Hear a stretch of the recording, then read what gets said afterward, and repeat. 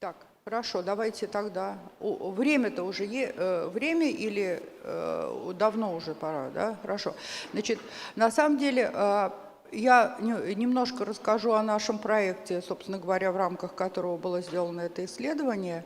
И это проект, посвященный, называется Tonal Languages Worldwide. То есть мы изучаем, в принципе, тональные языки мира, и делается, в общем, попытка навести какой-то порядок вот, в изучении, в классификации тональных языков. И в частности, это, собственно говоря, в рамках нашего проекта был разработан индекс тональной плотности, который... У меня очень много слайдов, поэтому я буду пропускать кое-что. Дело в том, что предполагается, что существуют языки тональные, нетональные, а также так называемые языки с музыкальным ударением. И это как бы не тональные языки. К ним, например, относится латышский, в котором, ну вот по нашему подсчету индекса тональной плотности, мы пилотно сделали это для латышского, он, конечно, выше, чем, например, для тибетского, и очень достигает индекса языков, которые считаются вполне тональными. То есть, вообще говоря, латышский очень сильно тональный, даже не язык с музыкальным ударением, хотя как европейский он к ним относится, традиционно. Вот. И введен индекс тональной плотности, который высчитывается как... Машинка ваша не работает, между прочим. Не перелистывается, не хочет. Нет. Может, сюда направлять? И сюда не хочет направляться. Ладно, пока суть до дела я скажу, что собственно говоря, термин «тональная плотность» разработали не мы, а он принадлежит Карлосу Гусенховену, который стал говорить о том, что существует тональная плотность как важность тональных противопоставлений в языке. Есть языки, где она очень важна, это там высокая тональная плотность. Есть языки, где она менее важна, это менее... Там листать, да, хорошо. Ну, давайте следующий тогда слайд. Вот.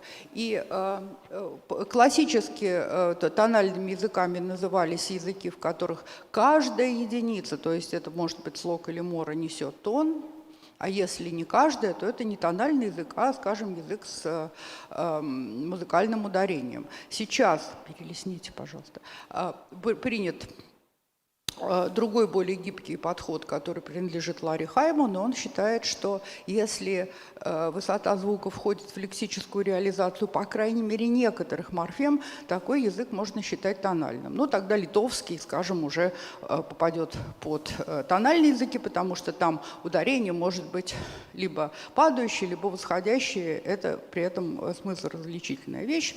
Соответственно, значит, что наш уже литовский попадет в понятие тональных языков. Вот. А может быть, тогда я буду сама листать, а вы и сяду сюда. Этой? Если этой?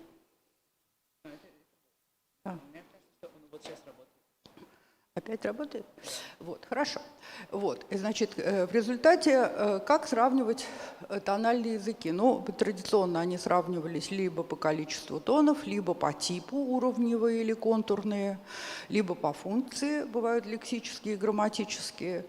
Вот, так вот, значит, Гусенховен предложил тональную плотность, и таким образом у нас получается, что могут быть языки, где высокая тональная плотность, где все или почти все потенциально несущие тон единицы действительно несут тон, и низкая тональная плотность, где не все несут тон. При этом Гусенховен замечает, что на самом деле языков, где все потенциально несущий тон единицы действительно несут тон, не так уж и много. Китайских к ним, например, не относятся, потому что там есть так называемый пятый тон, который, вообще говоря, отсутствие тона. То есть там в действительности много единиц, которые никакого тона не несут. И как раз Юго-Восточная Азия – это не та область, где стопроцентная вот эта тональная плотность.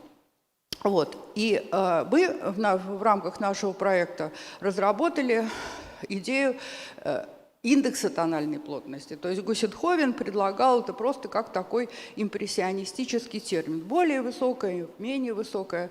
Мы предлагаем высчитывать индекс тональной плотности для каждого конкретного языка, который принимается как соотношение между числом потенциально несущих единиц и единиц реально несущих тон.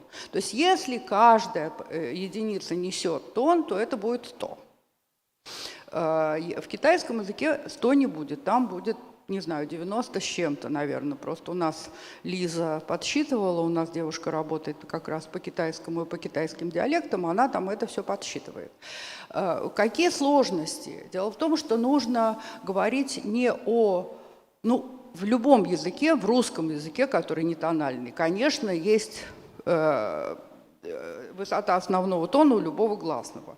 Мы говорим о фонологии, то есть о только тех тональных единицах, которые реально являются смыслоразличительными. Это может быть либо лексика, либо грамматика. И, соответственно, значит, вот этот самый индекс тональной плотности, он показывает, во-первых, относительную важность тональных противопоставлений в конкретном языке. Насколько они... если там 100, понятно, что в этом языке или около 100 тоны являются очень важными. Если там, как в литовском, по-моему, у меня там 27 получилось, то, в принципе, если мы не будем произносить эти единицы, в общем, на самом деле это почти не повлияет на передачу смысла. То есть там как бы эти тональные различия, они значительно менее важны. И, соответственно, предполагается, что берется некий текст, подсчитывается количество слогов, затем подсчитывается количество диstinctивных тонов и высчитывается вот этот индекс тональной плотности. И что у нас дальше получилось в рамках нашего проекта? Во-первых, мы вводим некоторые новые, они совершенно не новые, и не мы их придумали, но мы взяли на вооружение такие термины. Тонема, то есть это тот тон, который является фонологическим. Это как бы единица. И более того, тонема может иметь разную реализацию. Как вот фонема может иметь разную реализацию, так и тонема тоже может иметь разную реализацию. Что важно, потому что это на самом деле сильно сокращает количество тонов в языке. Там, про тибетский я буду говорить, там, скажем, кто-то выделяет 8 тонов, а кто-то 2. Вот как это может быть? Вот. Затем тональный домен. Это та сегментная часть, на которую распространяется эта тонема. Это может быть один слог, а может быть больше. Потому что есть тонемные языки, где тонема распределяется на 2, 3, 4 даже слога вот, в некоторых языках. И, наконец, может быть маркированы и дефолтные тоны. То есть, сейчас немножко по поводу этого. Значит, тонема – это фонологически значимый тон, различающий лексические или грамматические значения. То есть такие тоны, которые зависят полностью от контекста, как вот пятый тон в китайском языке, тонемами не считаются. Тональный домен – сегментная последовательность, на которой реализуется тонема. Пример в тибетском, он как раз тонемный язык. Пища состоит из 2 единиц, которые одна значит рука, вторая значит рот, все вместе это обозначает пища. И здесь тональный контур, как вы видите, на руке меняется на высокий, потому что это как бы единая единица. Это вот как раз единый тональный домен, на который распространяется вот эта вот это тонема высокий-высокий. В языке бамбара тональный домен может распространяться, например, да, даже на 4 слога и более. То есть есть вот такие, это вот как бы очень важная вещь, что вот, скажем, для тибетского мы будем подсчитывать в слове пища, вот это кхала, мы будем подсчитывать одну тонему на 2 слога, а вовсе не 2 тона на 2 слога. То есть здесь уже сразу вырисовывается там около 50 на самом деле индекс тональной плотности для этого языка. Вот. Наконец, для некоторых языков важно маркированные и дефолтные тоны. Чаще всего это языки с двустональной системой, низкий и высокий, и только один тон является маркированным, а второй будет считаться дефолтным. То есть там будут подсчитываться только те слоги, которые несут, как правило, высокий, но, впрочем, есть языки, какие-то африканские языки, где маркированным является как раз низкий тон, а высокий является дефолтным. Ну, примером является язык навахо, о котором я сейчас говорить не буду, но там вот очевидным образом высокий тон является маркированным, и там мы подсчитываем количество слогов и количество тех из них, которые несут высокий тон. Вот. Предварительная гипотеза, которая тоже, значит, в рамках нашего проекта, это то, что вот, вообще говоря, 4 основных типа тональных языков. Ну и переходные типы между ними. Это слоговые, это такие, то, что классически называется тональный язык. Это, например, вьетнамский, китайский вот это уже не так. Вьетнамский, да. Вот язык ман, о котором я вчера рассказывала на лекции студентов, и многие языки Западной Африки. Они вот такие. На самом деле там есть языки, где индекс тональной плотности больше 100. Вот как это может быть? Потому что там есть некие лексемы, которые являются тоном, и не более. Но вот вчера я приводила такой пример. Например, артикль – это понижение тона последнего гласного. Соответственно, есть лексический тон слова, а есть еще вот этот тональная морфема. И получается, что у нас слога 2, а тона 3. И у нас есть такие языки, у которых индекс вышел больше 100. Вот это вот в Западной Африке такое и бывает. Затем тонемные языки. Вот тибетский к ним как раз относится, бамбара, вот из которых были примеры, где тон, тонема распределяется на 1, 2, 3, 4 в разных языках по-разному, то есть на тональный домен. Она занимает более одного слога. Наконец, есть языки с маркированными и дефолтными тонами. Как правило, там индекс не очень высокий, ну вот навахо. Такой пример. Большинство языков банту вроде бы относятся к этому типу. Ну и, наконец, языки с музыкальным акцентом.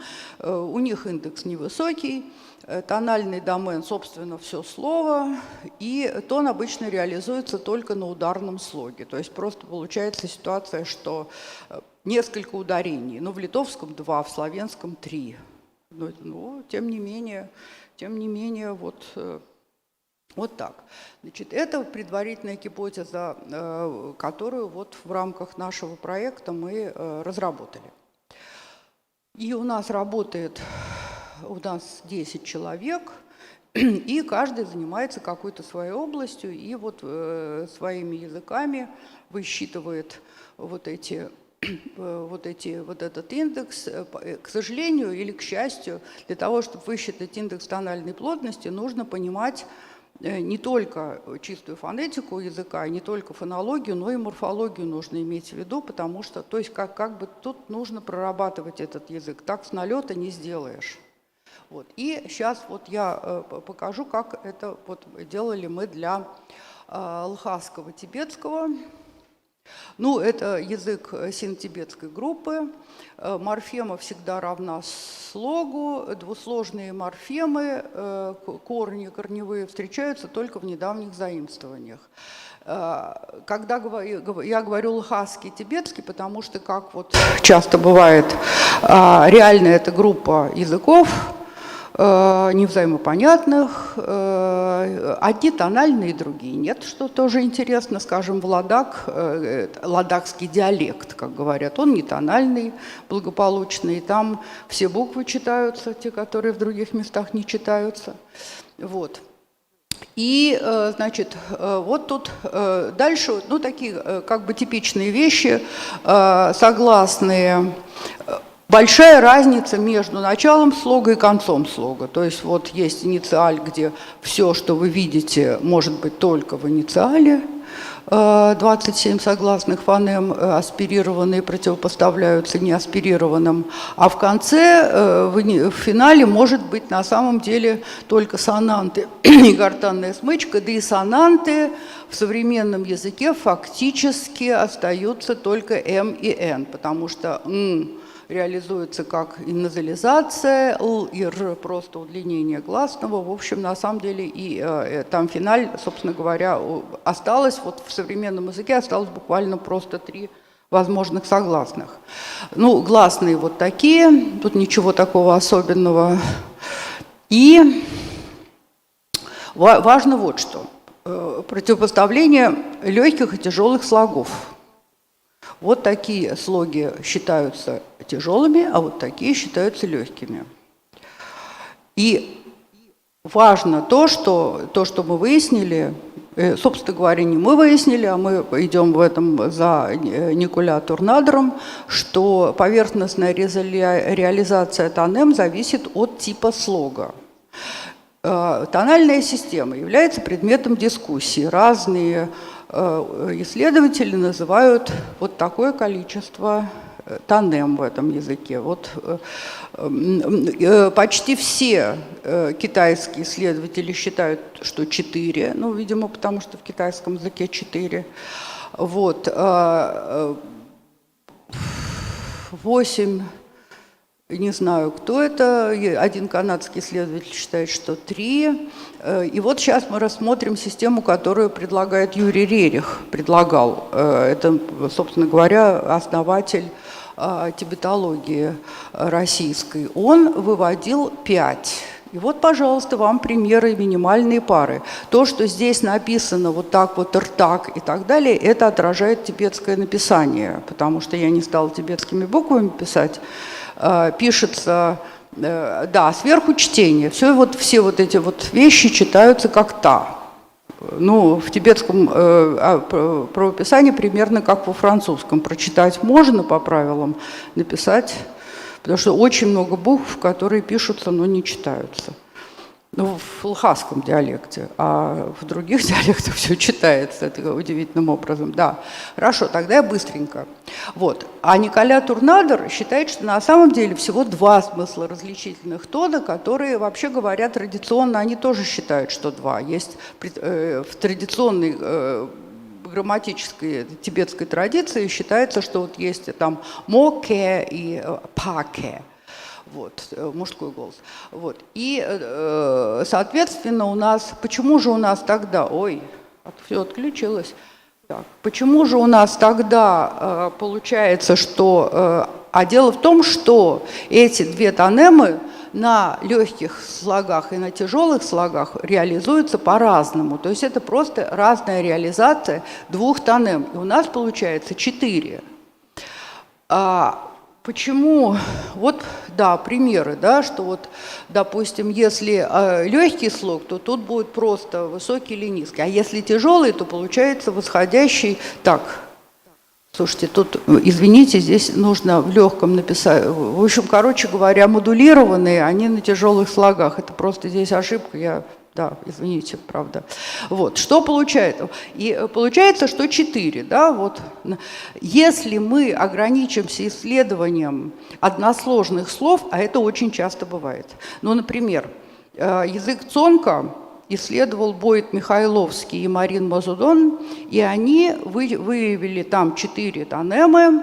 Почему? Потому что они изучали только односложные слова. Они смотрели на односложные слова, у них получались минимальные пары, вот примерно как у Рериха. А если мы возьмем двусложники, то посмотрите, что происходит. Этот самый тон-то растягивается. У нас на самом деле 2 тонемы. Высокий-высокий, низкий-высокий. Все. И во второй, и если морфема попадает как бы во второй элемент, становится вторым элементом, то она, независимо от того, какой у нее был лексический тон, получает высокий тон всегда. И вот, пожалуйста, вам пример. Да, ну да, и теряет самую аспирацию, чуцо. Так, ну сейчас. Итак, получается, что, да, ну сейчас, вот, а это уже про другое. То есть у нас получается, что если вот, например, ну вот этот алюминий, да, значит, у нас первый элемент имеет высокий тон, второй элемент имеет низкий тон, но когда когда они соединяются в единый тональный домен, второй элемент тоже получает высокий тон.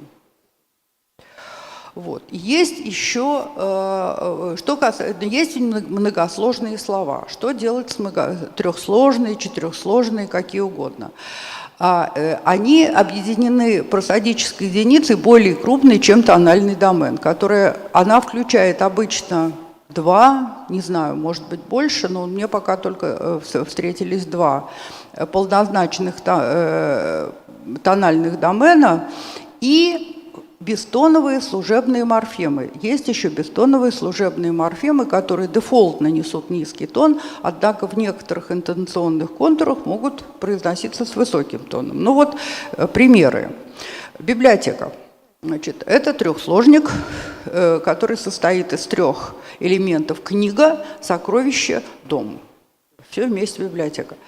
В действительности это как раз просодическая фраза, которая состоит из двух тональных доменов. Один П – книга, а второй – сокровище и дом, то есть сокровищница. Понятно, как это устроено, да? Но здесь нет, у нас нет служебных морфем.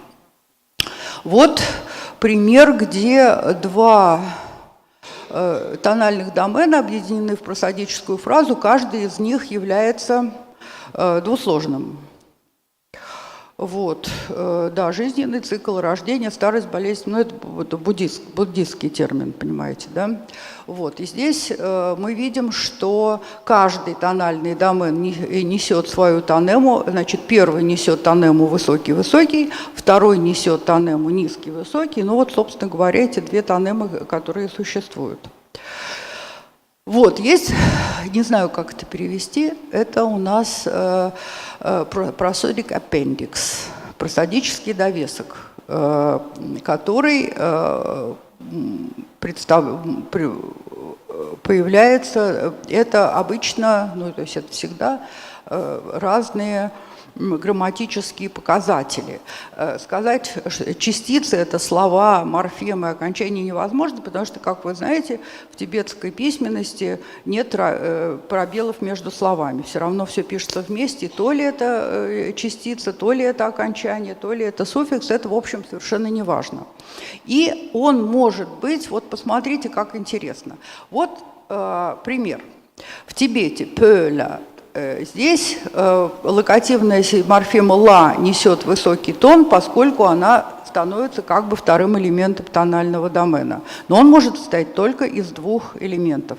Поэтому, когда она вытесняется в просодический довесок, как, например, выражение цам-цамла, иногда, она получает уже низкий тон, потому что она становится просодическим довеском, а он несет низкий тон. А в первом случае она является второй частью тонального домена, а он всегда несет высокий тон. И поэтому получается, что вот эта частица ла, она может и так, у нее нет, может нести такой тон, может нести другой. Вот. И, наконец, то, что это новое, это уже мы придумали. То есть, изучая вот эту вот просодическую фразу, заметили, что второй элемент произносится в более низком регистре, чем первый элемент. То есть это то, что известно в фонетике как даунстеп. Это не даундрифт, который автоматический, а это показатель того, что эти элементы связаны в одну вот эту вот просодическую фразу. Ну и вот пример. Личное имя Мигмар Церинг, вот второй Церинг произносится ниже, чем Мигмар. Хотя у них, вот я сейчас покажу пример, ну да, белый сахар, вот пример. Это, собственно говоря, одно слово, можно сказать, потому что, которое состоит из вот таких элементов.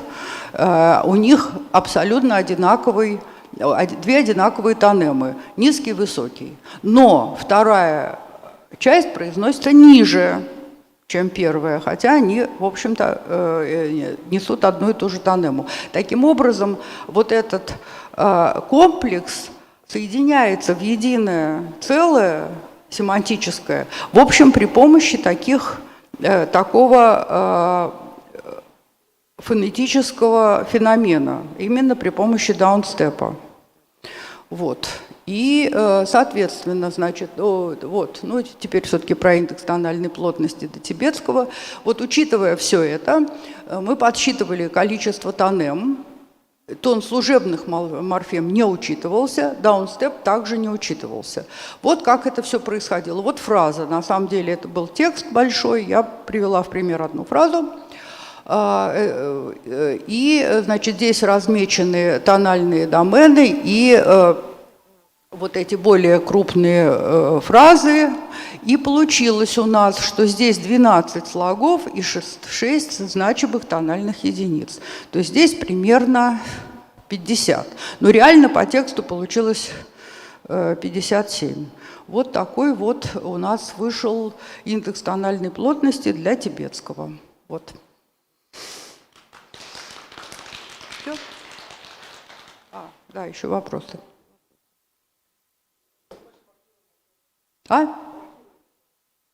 Нет, а у нас здесь нет маркированных. Под маркированным тоном. Ну, вот из тех языков, которыми я занималась, таковым языком является язык навахо. То есть там есть, там, в принципе, есть только два тона, высокий и низкий. Если мы будем считать, что все эти тоны являются смыслоразличительными, то у нас получится 100, правильно? Потому что каждый. Но, судя по всему, там высокий тон является маркированным, то есть тононесущими являются только те слоги, которые несут высокий тон. Как это доказывается? Ну, например, если пропадает сегмент, а такое там бывает в некоторых, там очень сложная морфонология, и в некоторых случаях сегменты пропадают, на их месте возникает высокий тон. То есть там есть, например, как раз на уху есть грамматические тоны в результате, потому что у них некоторые глагольные формы, на ухо устроен примерно как кетский. Вот что-то такое сложный очень глагол.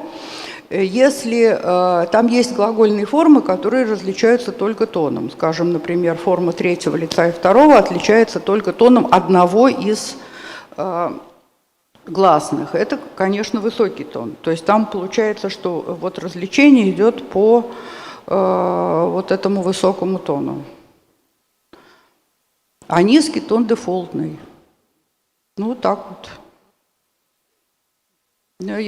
Потому что, непонятно. Не всегда, не в каждой системе, где два уровня, не в каждой системе нужно считать, иногда оба тона могут быть, как бы сказать, значимыми. Здесь значимым является только высокий. Вопросы в кофе-брейк давайте. Почему?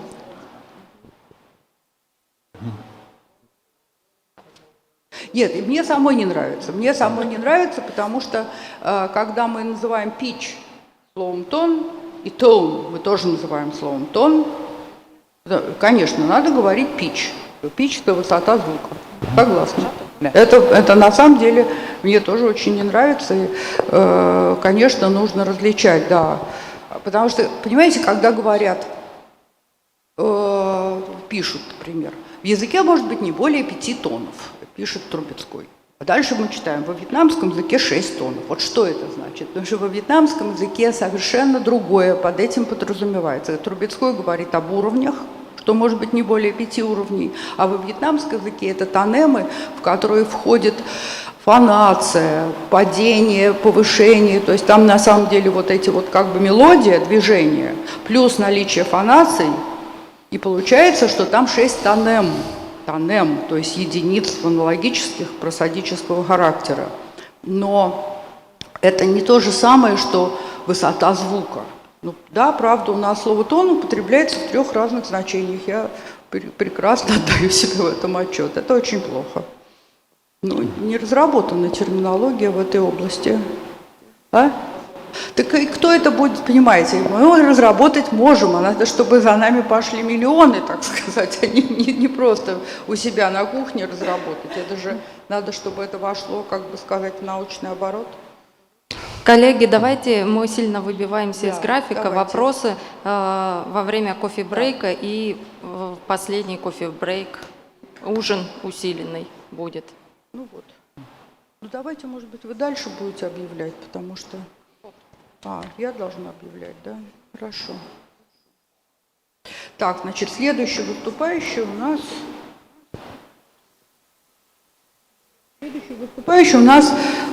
Татьяна Раисовна Рыжикова, Институт филологии Новосибирск, доклад «Повелительные высказывания в барабинско-татарском. Супросегментные характеристики». Спасибо.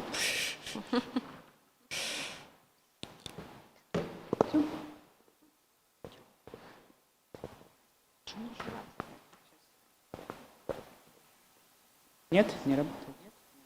Я сейчас.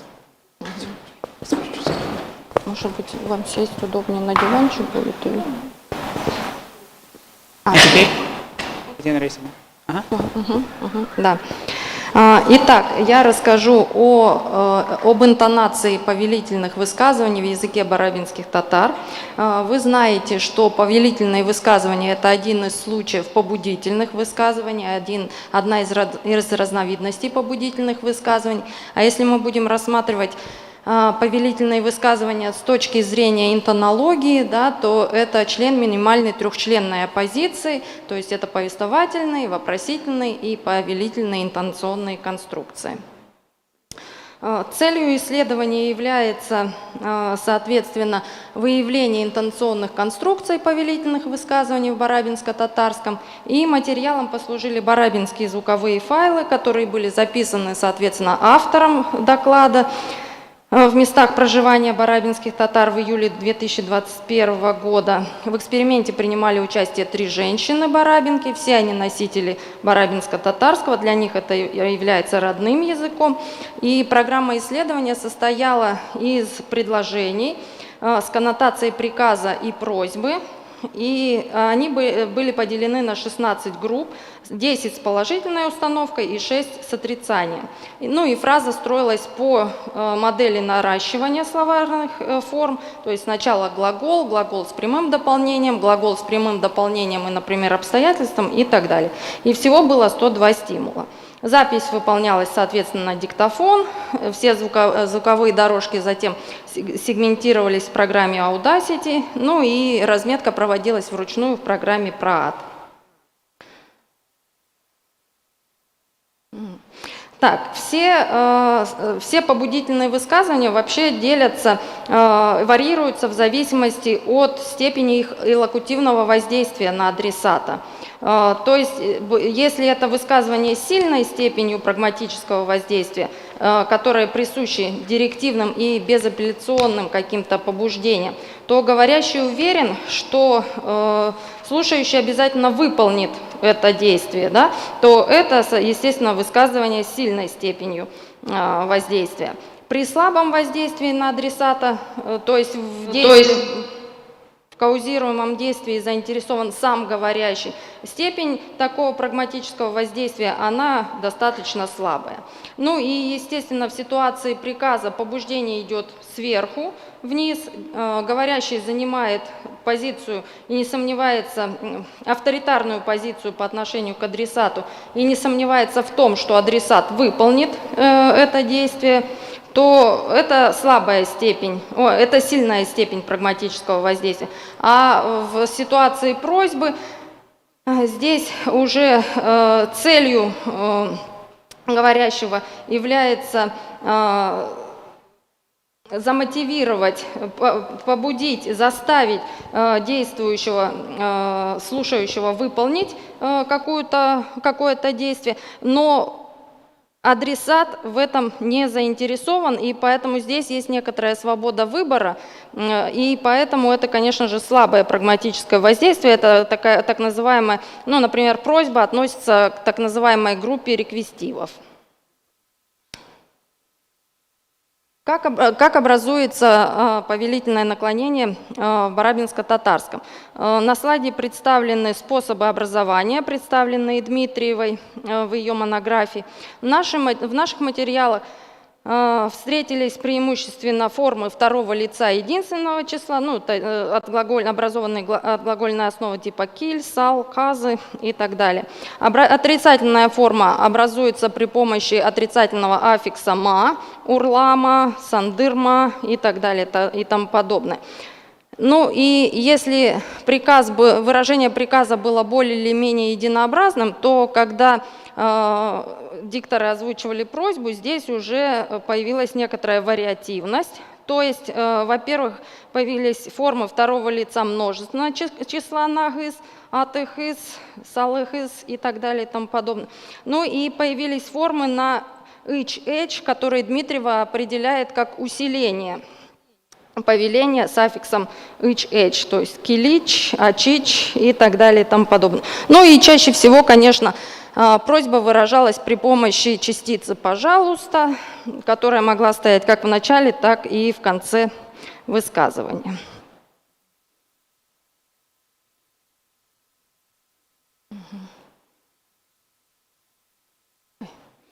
Соответственно, приказ оформляется нисходящим движением тона.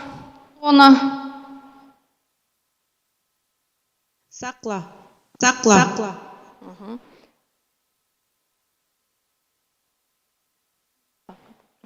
Да. Хорошо.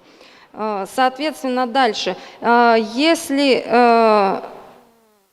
это была просьба, то также отмечалась деклинация, но поскольку там еще встречалась частица «пожалуйста», то интонационный контур зависел от положения этой частицы. То есть если она стояла в конце высказывания, то, соответственно, она просто продолжала интонационный контур, который нисходящий интонационный контур. Если же она стояла в начале, то интонация была восходящей-нисходящей, и, соответственно, частица «пожалуйста» могла выделяться еще интонационно.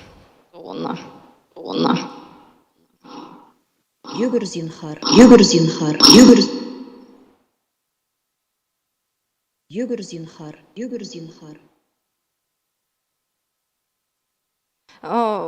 Если просьба выражалась вот этой формой на ич-эч, то движение тона было наоборот восходящим, и оно отмечалось на втором слоге высказывания.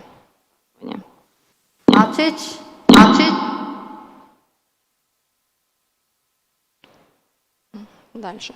Ну и если это была отрицательная форма, то, так называемый прохибитив, то ударение ставилось на слог, предшествующий отрицательной частице, ну и общая интонация была нисходящей.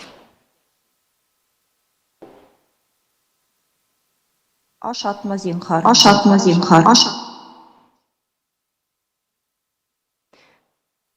И если добавлялись у нас другие члены предложения, то, как правило, они ставились перед сказуемым, и интонация была также нисходящей, либо восходящей, нисходящей, и основное падение тона было на сказуемом.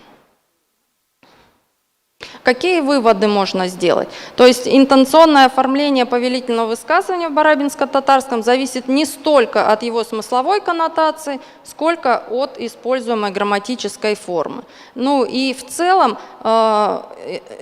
повелительная интонация характеризуется либо просто нисходящим, либо восходящим-нисходящим движением основного тона.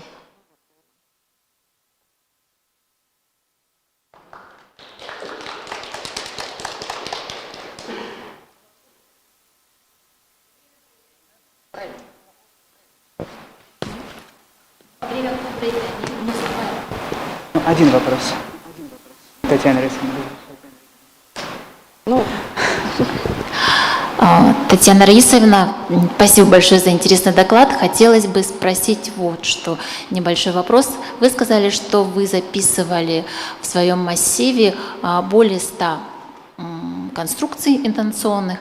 Были ли среди них такие конструкции? Это же была запись на заказ. То есть вы просили воспроизвести эту интонацию. И были ли испорчены так называемые конструкции? Потому что мы знаем, что на заказ даже актеру произнести трудно, не то что необученному носителю. Ну, в целом, конечно, были такие высказывания, когда, например, был нарушен порядок слов, такие высказывания я не брала в рассмотрение, то есть я их просто не учитывала при своем анализе. А так, в целом, носители достаточно хорошо справились. Почему я задала этот вопрос? Потому что вызывает сомнение один из ваших примеров, например, «беги, пожалуйста». Вот такой пример «беги, пожалуйста», такого вот я, например, не могу представить. Либо ты побуждаешь и говоришь «беги», но никогда не добавляешь «пожалуйста». Ну, да, здесь была проблема с исходным стимулом, потому что, чтобы противопоставить приказ и просьбу в русском языке, то, естественно, приказ просто будет «беги», а как передать просьбу, ну, вот я там добавляла «пожалуйста». Ну, и, соответственно, дикторы по аналогии вставляли вот это «пожалуйста», но как раз те случаи, в которых использовались другие формы, они были без «пожалуйста», то есть они были более естественными, наверное. Но интонация, в принципе, совпала, что в приказе, что в просьбе. Так, спасибо. Следующий докладчик Добрынина Альбина Альбертовна, Институт филологии Новосибирск. Доклад «Интонационное выражение вопросительных высказываний в алтайском языке».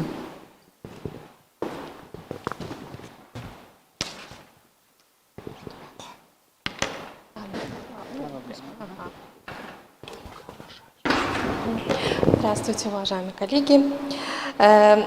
Изучение ритмомелодики вопросительного предложения в алтайском языке, ну и вообще является остро актуальным как для алтайского языкознания, так и для тюркологии в целом.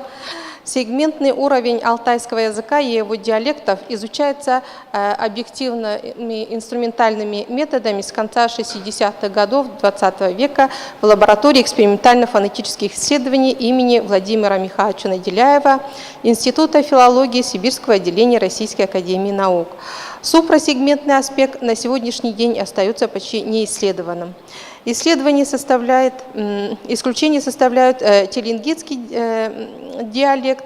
Ритмомелодику простого предложения исследовала Ольга Федоровна Герцог. Вопросы соотношения акцентуации и сингармонизма в чалканском диалекте алтайского языка рассмотрены в статье Виктора Николаевича Кокорина. Маргарита Чудпоровна Чумакаева рассматривала словесное ударение в алтайском языке на материале пневмоосциллографирования. Комплексное описание словесного ударения алтайского языка есть в работе Татьяны Алпыевны Бадановой. Интонационные особенности простых предложений в телеутском диалекте выявила Елена Александровна Шестера. Интонационная система представляет собой сложную комбинацию различных просодических средств, тональных, количественно-динамических, артикуляционных и фонационных. Интонационная структура любого языка является обязательным компонентом артикуляционно-акустической базы, так как артикуляционно-акустическая база представлена рядом компонентов, тесно связанных и взаимообусловленных друг с другом. В алтайском языке тема и эма имеют родственные интонационные показатели. Для выражения вопросительного используются различные вопросительные частицы и слова. Вопросительные слова и частицы. Вопросительное слово выполняет синтаксическую функцию отсутствующих членов предложения. Хорошо известно, что при использовании предложения с вопросительным словом цель всегда одна и та же – идентифицировать неизвестные объекты. Таким образом, можно предположить, что именно вопросительное слово будет нести смысловую нагрузку и выделяться интонационно, являясь ремой данного предложения. Интонация играет ведущую роль в выражении вопросительности в алтайском языке. Наклон высказывания происходит именно на вопросительном слове, за которым следует склонение к концу фразы. Вот вашему вниманию некоторые вопросительные предложения с вопросительным местоимением «не». Что? В предложении «не он доболгон», что там было? Вопросительное слово находится в начале. Отмечается высокое начало, за которым следует довольно резкое ступенчатое падение тона до конца высказывания с монотонными задержками в отдельных разделах. В предложениях типа «ол-не», это рисунок 2, в конце звука происходит волнообразное движение тона, а в предложениях с вопросительным словом, расположенным посередине, наблюдается движение тона вниз, вверх и вниз. А на рисунке 4 представлены интонограммы и кривая интенсивности алтайского предложения «Алтай той полор». Будет алтайская свадьба. Будет алтайская свадьба, в финале которого стоит предикат. Максимальное значение, частота основного тона 26 полутонов. Перепад от минимума значения до максимума 16 полутонов. На рисунке 5 реализация данного вопроса с терминальной вопросительной частицей «бо». Алтай той болорба. Будет ли алтайская свадьба? На рисунке видно, что на протяжении всего высказывания тон можно охарактеризовать как ровный со значительным повышением на вопросительной частице до 20 полутонов. Перепад от максимального значения до до максимального 10 полутонов. На рисунке 6 предложений.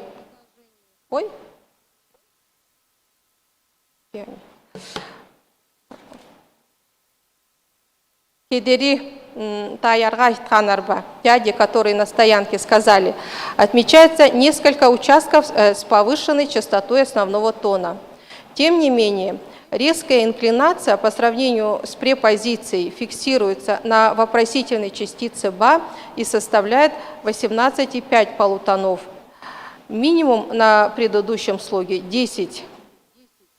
В примере, представленном на рисунке 7, после усилительной частицы «ла» следует модальное слово «болбой». Мишаның «алтай той болор болбой». Ну и максимальный подъем тона отмечается ими на частице «болбой».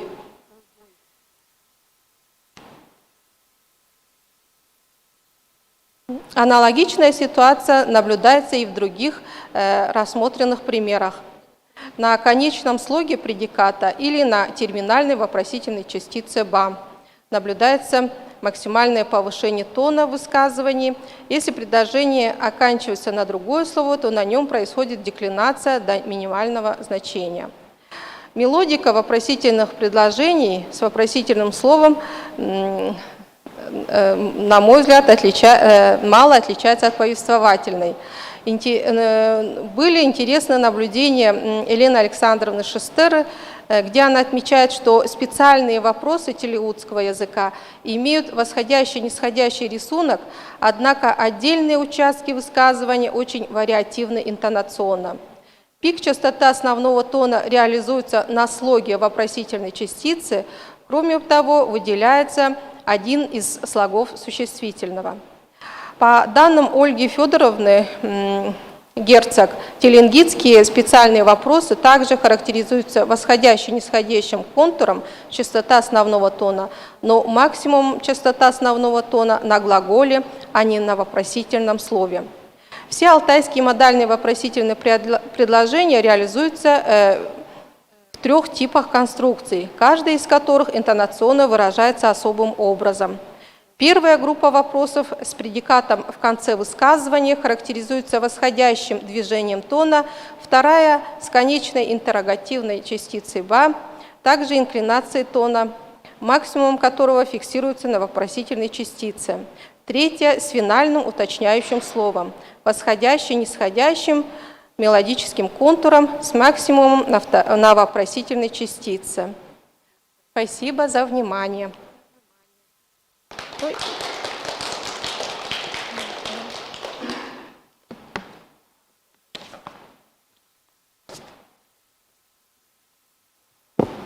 Можно, да, задать вопрос? Давай. Вы говорили, что контур вот в вопросах, я поняла, что это вопросы общего характера, не специальные, а общие вопросы. Этот конечный элемент был очень вариативен. И я хотела бы узнать ваше предположение, почему и от чего зависела эта вариативность. Спасибо. Почему и от чего зависела вариативность? Да, причины этой вариативности. Почему в одних общих вопросах тон, конец, да, вопроса завершается райзом, ну, то есть повышенной, повышающейся интонацией, а в других идет low, то есть понижающая интонация. Почему?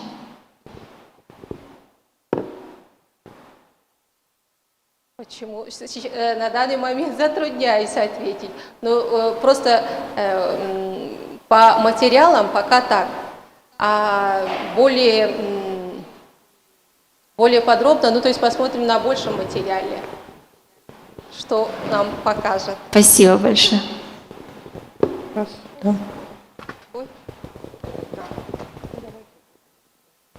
Так, значит, спасибо. Следующий доклад. Плотников Илья Михайлович, Институт филологии Новосибирск. Функционирование системы ударения в сургутском диалекте хантыйского языка на материале связанных текстов. Есть такой у нас?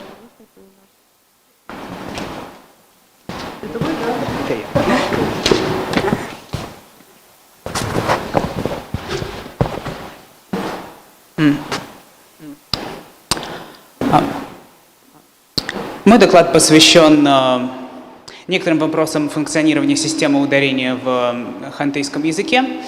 В общем-то, с чего началось мое исследование? С того, что в исследованиях, посвященных хантыйскому языку, в принципе, установился некий консенсус, описывающий его ударение хантыйского языка как динамическое ударение, фиксированное на первом слоге, не имеющее никакой слова различительной функции.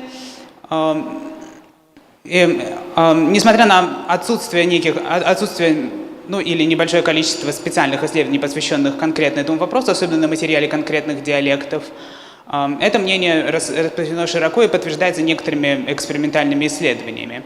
Однако мой собственный опыт работы с просодикой хантыйского языка показывает, что в связанных текстах ударение в смысле динамический компонент ударения далеко не всегда оказывается на первом слоге, и отсюда, собственно говоря, проистекает мой интерес к этому вопросу. Я поставил перед собой задачу проанализировать и понять, насколько ударение на первый слог реализуется в связанных текстах, и выяснить, какие факторы могут определять встречающиеся в них исключения. Для простоты в данной работе я буду под ударным слогом понимать слог, на котором достигается максимальное значение интенсивности в словоформе. То есть это определение ударного слога основано на инструментальном подходе к анализу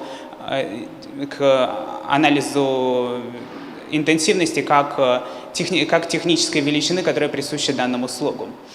В качестве материала использованы фрагменты из двух сургутских хантыйских фольклорных сборников, которые были проанализированы в программе ПРАТ и подверглись дальнейшему статистическому анализу при помощи языка программирования Python. Общая статистика показала, что во всех текстах примерно 30% всех словоформ имеют ударение, определенное в техническом смысле, не на первый слог. Причем это значение может варьироваться, но не настолько значительно, в зависимости от текста.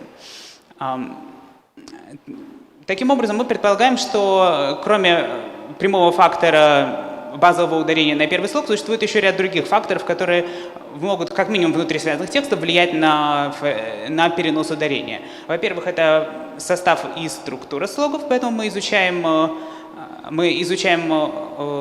статистические взаимодействия этих параметров с параметром позиции ударения. И то, что можно в общем смысле сформулировать как контекст употребления. Это и появление словоформы в определенной синтаксической функции, и ее синтаксические отношения с другими словоформами, и ее появление в рамках определенной интенционной конструкции.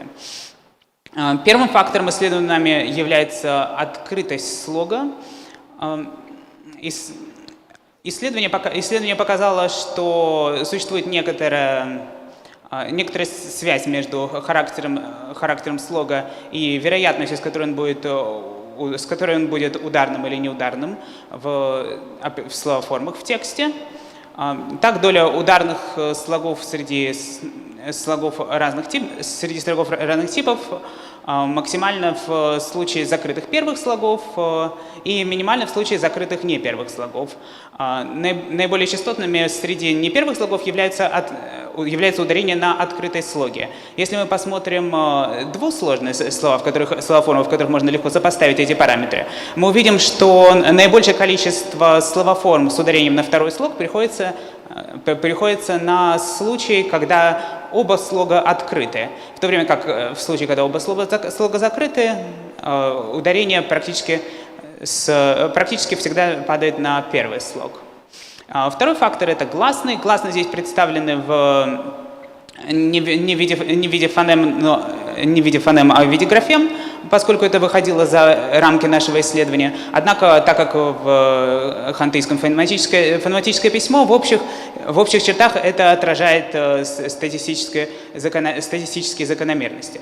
Как вы видите здесь, гласные в первом слоге, гласные сильно варьируются, потому с какой вероятностью они окажутся под ударением в первом слоге. Так выделяется группа гласных, которые практически всегда ударные в первом слоге, и группа гласных, которые могут довольно часто быть неударными. Но и с другой стороны, среди гласных не первого слога значительное место занимает гласный А, который более чем в половине случаев является ударным, несмотря на позицию в не первом слоге. Третий параметр – это количество слогов. В общем-то, довольно очевидно, что чем больше в словоформе слогов, тем больше вероятности, что появится ударение на не первый слог. Это мы здесь и наблюдаем. В частности, отметим четырехсложные, хотя такие словоформы редки, с большой вероятностью имеют ударение не на первый слог. Рассмотрев и проанализировав все наши тексты, мы выделили все словоформы с количеством слогов больше, чем один, объединили их в группы по отношению к общей словообразовательной, с общему словообразовательному гнезду или словоизменительной парадигмы. Таким образом мы получили возможность сравнить, каким образом одни и те же словоформы или словоформы одной и той же лексемы реализуют ударение в тексте. Здесь выделяется довольно заметная группа словоформ, в которых отсутствует какая-либо вариативность. Группа словоформ, в которых встречается вариативность в рамках одной и той же словоформы, в которых в рамках одной словоформы нет вариативности, но вариативность встречается внутри парадигмы, и очень небольшая группа словоформ, которые не имеют аналогов с ударением на первый слог. Что мы здесь наблюдаем? Здесь есть группа с устойчивой структурой, с устройством слогов и их составом, которая реализуется однозначно. Есть группа с устойчивой структурой обратного типа, в которых эта реализация однозначно не на первый слог. Есть группа, связанная с словоизменением. Здесь мы обычно предполагаем, что словоизменение привело к изменению структуры, которая, в свою очередь, может привести к изменению позиции ударения.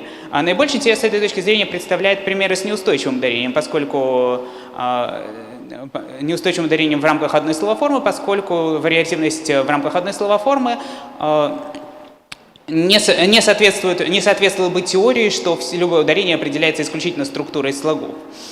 Поэтому эти типы нуждаются в наиболее внимательном исследовании. Я характеризую только несколько параметров этого вопроса, поскольку количество времени у меня ограничено.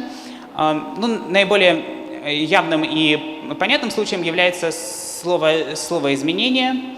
В хантыйском языке довольно много словоизменительных аффиксов с гласным «а», и для них вполне характерно перенос ударения на не первый слог при добавлении этого аффикса. Поэтому мы имеем большое количество примеров с употреблением некоторых из этих аффиксов, которые представлены на слайде, с ударением на второй или третий слог. Однако на любую такую категорию можно подобрать антипример. Это обычно слова с устойчивой структурой, в которых даже добавление таких окончаний не изменяет позицию ударения.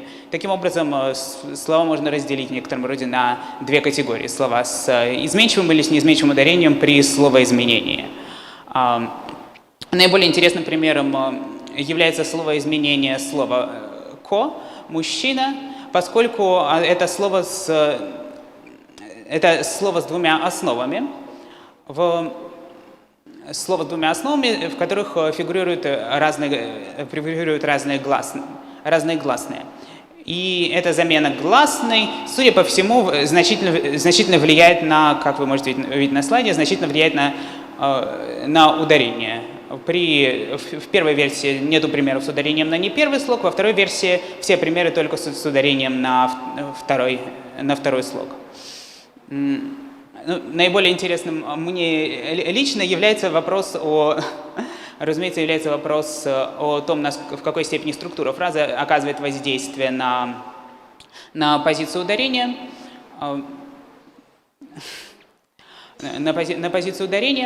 Нам удалось найти некоторое количество примеров, в которых одни и те же одинаковые словоформы встречаются в рамках высказываний, в которых они занимают абсолютно разные позиции и имеют разные ударения. Таким образом, такая позиция может являться доказательством того, что ударение действительно определяется не исключительно структурой слога и может, в таком случае в некотором роде перезаписывается интонационными явлениями. Здесь представлен пример употребления манкики, менк, в двух контекстах. В первом контексте как определение, попробуйте. Не? Ага. Хорошо. В контексте как определение... Да, ладно, давайте без этого. У меня слишком много примеров и слишком много проблем с этим будет. Здесь мы видим, что что в этой группе слов есть первичное ударение на первый слог довольно заметное, и вторичное ударение на последний слог, которое напрямую предшествует определяемому им слову. С другой стороны, в этом употреблении того же самого диктора и, собственно говоря, в том же самом высказывании, это менкики встречается не в качестве определения, а в качестве подлежащего. Здесь мы видим исключительно нисходящее изменение интенсивности без какого-то вторичного ударения. Тимофей, так. Ага.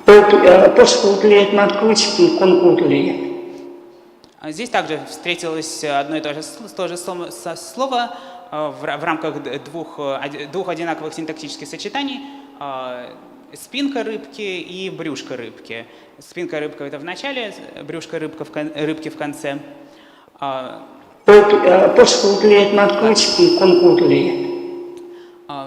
первом случае линия примерно похожа на то, что мы дали в предыдущем случае. Во втором случае мы имеем, опять же, полное нисхождение. Здесь можно думать о том, что, в отличие от первого случая, второй случай произнесен в конечной позиции высказывания. Конечная позиция высказывания, для конечных позиций высказывания характерно падение и интенсивности, и тона. То есть движение интенсивности в данном случае совпадает с рисунком интонационной конструкции, употребленным здесь. И, наконец, одним интересным подтипом является пример употребления некоторых слов в вводной позиции в начале высказывания. Да, пожалуйста.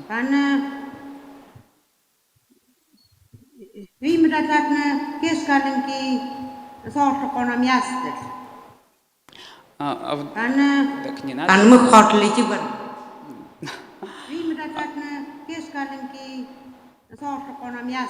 В первом случае слово «пане» — это союз «и», но в данном случае оно, конечно, употреблено скорее в частичной функции. Отделено значительной паузой от высказывания и от остальной части высказывания значительной паузой и реализует контур интонации, который можно назвать вводным контуром. На последнем слоге происходит повышение интенсивности, и плюс последний слог продлен по отношению к другим случаям употребления той же самой частицы. Во втором случае более типичный случай употребления внутри контекста.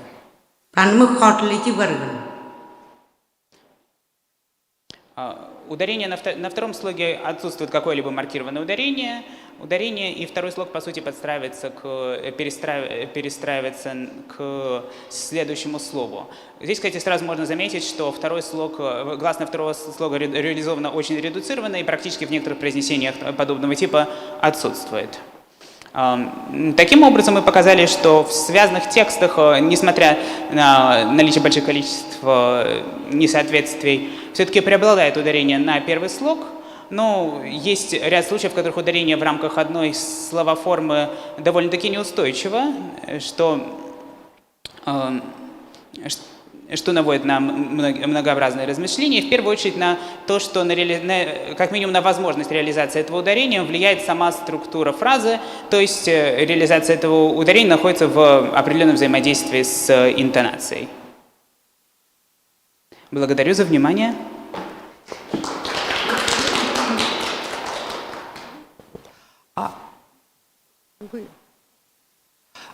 Такой вопрос. Вот вы написали, последнее у вас, зависит от структуры фразы или от интонации. И все-таки структура фразы – это такая вещь, это и синтаксис. Вы имеете в виду что? Да, я имею в виду, что с моей точки зрения интонация я имею в виду, что не зависит от интонации в некотором роде, что в данных контекстах оно включается в контекст интонации, поскольку интонация — это вся совокупность средств, которые используются для выражения, для организации, синтаксической организации фразы. Я подразумеваю, что здесь факт появления этого ударения связан по сути, с синтаксическими, ну и коммуникативно-синтаксическими и так далее явлениями. Ну да, так я имею в виду, что в данном случае ударение передает, собственно, то есть оно в контексте интонации существует, а ударение на первый слог — это вы мерили отдельно произносимые слова? В каком смысле? Ну, что значит ударение падает на первый слог? Это если слово произнесено отдельно, как отдельная фраза, так? Ну, я в данном случае имею в виду, что значительное количество слов, которые, когда они находятся и в тексте, значительное количество слов, начало каждого слова маркируется обычно новым пиком интенсивности, который является максимальным на всем протяжении этой словоформы при ее вхождении в текст. Да, хорошо, спасибо. Илья, еще один вопрос. Вы сказали, что в хантыйском языке ударение динамическое. Но обычно в фонетике 3 компонента, которые задействованы, да, в словесном ударении. Это количественное, динамическое и мелодическое. 2 ведущих, 1 дополнительный. У вас всего 1 ведущий, а второй ведущий какой? Да, этот вопрос, который меня тоже очень сильно волновал, я его сюда не включил, поскольку выступление ограничено, но это вопрос, которым я сейчас активно занимаюсь. В известных мне работах, кроме как динамического компонента, обычно ничего не постулируется. Хотя длительность действительно, как вот Тимофей Владимирович намекает, корреляция с ударением с длительностью и, в принципе, с качеством реализации гласных действительно в хантыйском языке присутствует. Ну, дело в том, что если в хантыйском языке существуют краткие и долгие гласные, компонент количественный не должен быть ведущим. Я думаю, вот этот ваш последний вывод нужно немного переформулировать. Вы чувствуете, что там мелодика управляет этим ударением. Поэтому я рекомендую посмотреть мелодический компонент. Вы намекаете, что он должен быть вторым ведущим. Угу. Спасибо. Хорошо, спасибо. Обязательно посмотрим. Так, еще вопросы?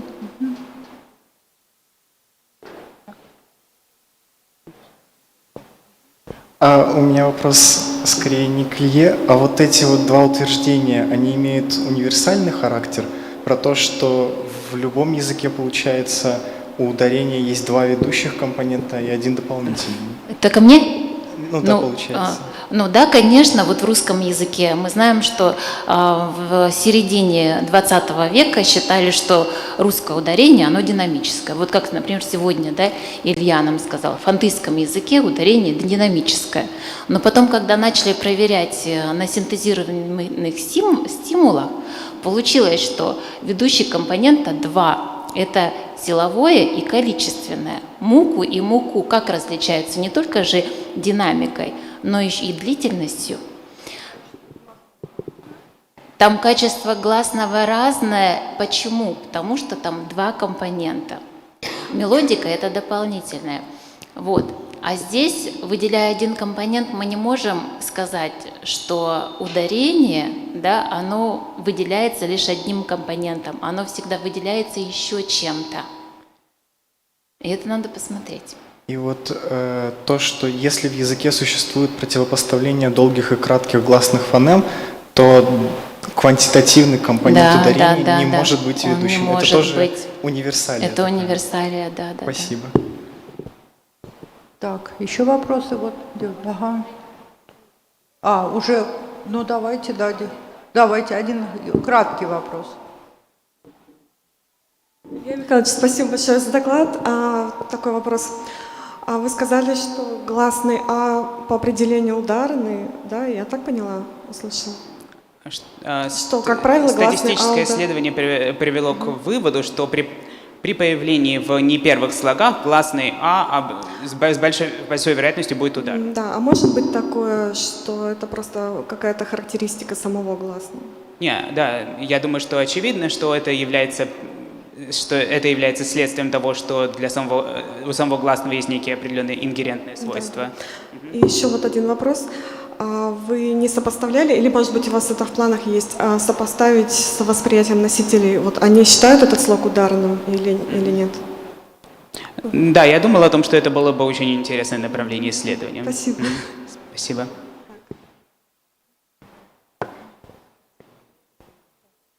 Давайте перейдем тогда к следующему докладу. Абаева Юлия Тагарджановна и Цыбекова Чичек Сергеевна Интенционные особенности закаменского говора бурятского языка.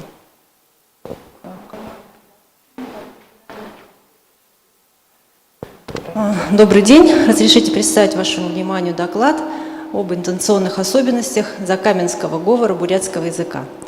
Бурятский язык – это один из монгольских языков, вы, думаю, все знаете, и он в настоящее время является достаточно многодиалектным. Пока признаются 4 больших группы, на которые его можно поделить диалектные. И вот закаменский диалект представляет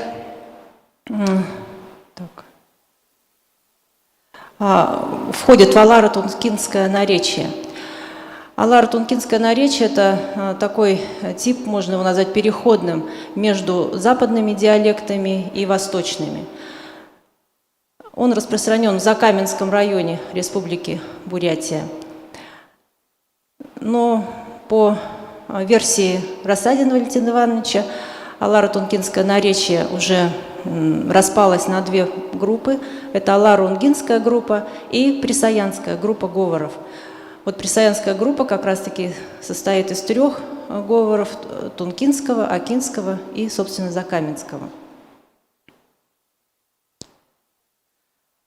Исследованию фонетики сегментных характеристик закаменского говора посвящены работы Валентина Ивановича Рассадина. Это присаянская группа бурятских говоров и звуковой состав присаянской группы бурятских говоров. В своем исследовании он приходит к выводу,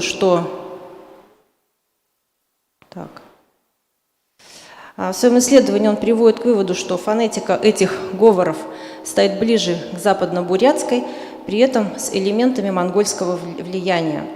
Но относительно именно закаменского говора он отмечает, что этот говор уже в силу, возможно, больших контактов приобретает больше сходств с восточно-бурятскими диалектами, например, отсутствие краткого гласного «о», мягкорядного, который достаточно широко представлен, допустим, в тункинском или акинском говорах, а в закаменском диалекте он уже практически не употребляется. Также это отсутствие явного опереднения гласных под влиянием исторического гласного и некоторые особенности реализации дифтонгов и дифтонгоидных комплексов, то есть развитие исторических дифтонгов и диктонгоидных комплексов. Наше исследование посвящено интонации этого диалекта. В качестве дикторов были записаны 2 мужчин и 2 женщины, с детства владеющие своим родным языком и предпочитающие его в качестве постоянного средства общения на сегодняшний день. Программа записывалась из 2 частей. Это специально составленные высказывания различных коммуникативных типов, и также записывалась неподготовленная устная речь монологического характера. Анализ осуществлялся при помощи программы ПРААТ. Анализ материала первого блока, то есть чтение специально подготовленных фраз, показал, что мелодика типичного повествовательного завершенного высказывания выглядит как серия подъемов частоты основного тона на каждом знаменательном слове, с тенденцией к уменьшению интервала повышения к концу.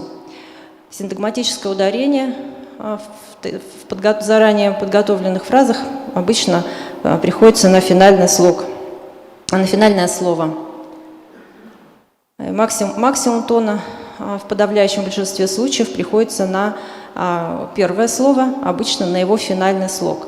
Но относительно того, что сейчас была дискуссия об ударении в бурятском языке, Будаевым Бальжанимом Жамбаловичем было проведено исследование, что в бурятском языке музыкальное ударение, которое приходится на финальный слог словоформы, и вот таким вот образом оно также влияет на интонационный контур.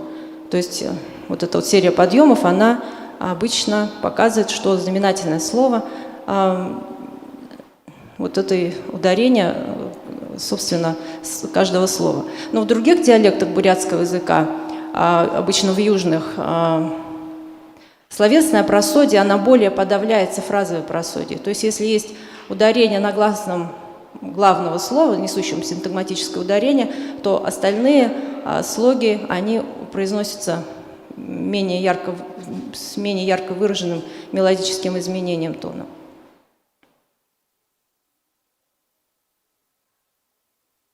Так, интонация незавершенности, так же как и интонация завершенности, выражается как серия мелодических подъемов с понижающейся амплитудой, но с восходящим тоном в конце высказывания.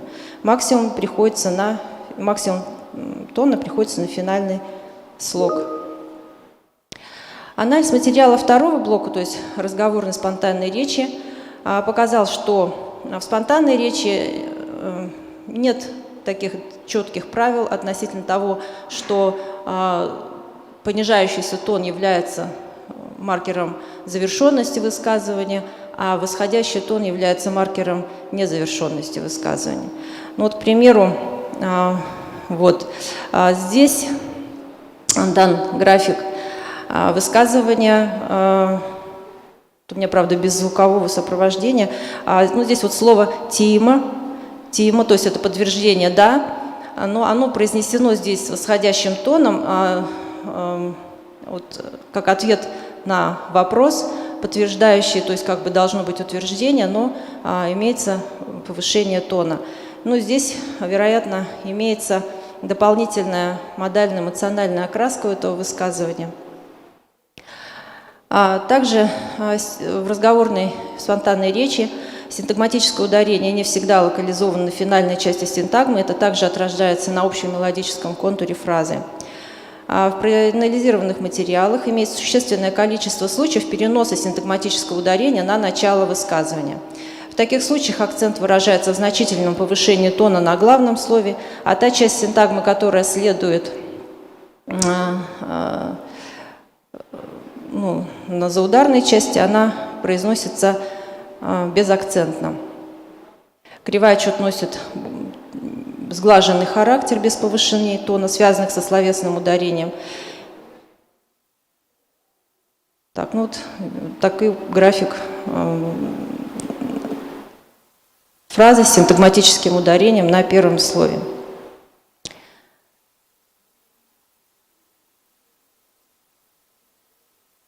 В литературе имеются работы, которые рассматривают эту часть безакцентно произнесенную, называют ее хвостом. В работах Татьяны Евгеньевны Янко она называется хвостом, и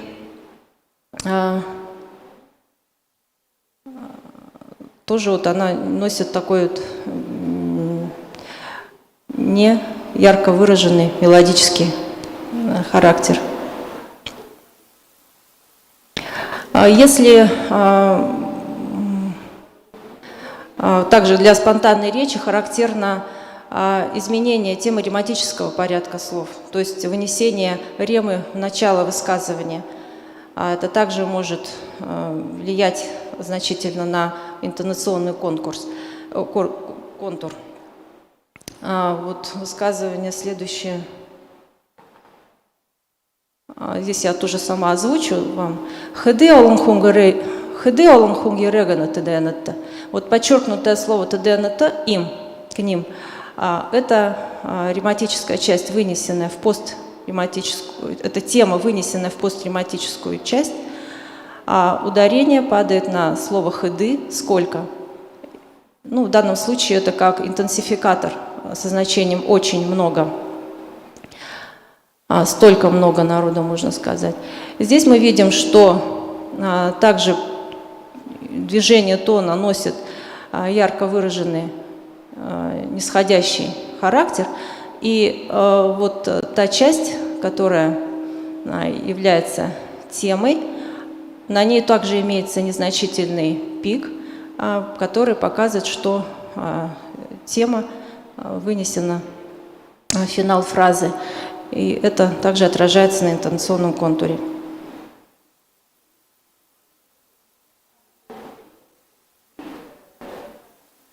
Относительно общей характеристики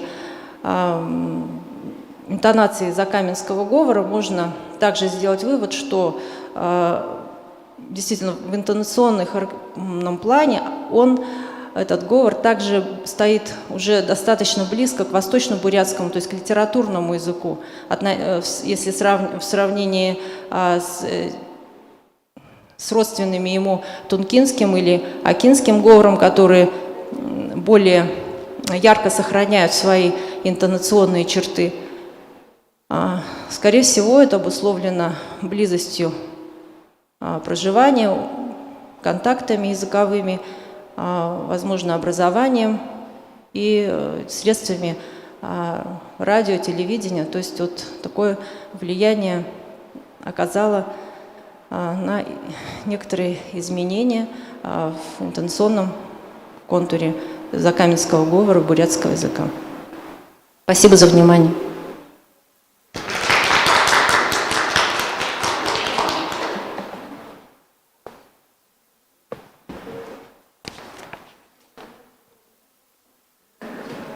Так, вопросы?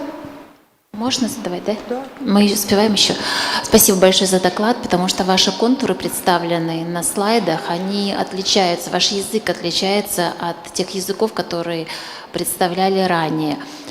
Диапазон слишком широкий, да, по сравнению с другими сибирскими рассмотренными сегодня. У меня вопрос такой. Вы говорили о завершенных и незавершенных синтагмах, да? И что вы имеете в виду под понятием незавершенной высказыванием? Потому что я-то думала, что это, возможно, вопрос, а может быть, это не вопрос. Вот что вы имеете в виду? Незавершенное высказывание. Незавершенное высказывание – это то, за которым следует продолжение. То есть это может быть как сказать, первая часть сложного предложения. Да-да-да, спасибо. И вот тогда ваш пример контактоустанавливающей реплики, да? Да? Это же вопрос. Нет, это не контактоустанавливающая реплика была, это был ответ, вот, который был «да», это был ответ на вопрос, но он звучал именно с повышением тона. Вот это имеете в виду, который был на графике? Конечно, потому что это очень интересный случай. Такого ответа с вопросительной интонацией очень редко услышишь. Спасибо.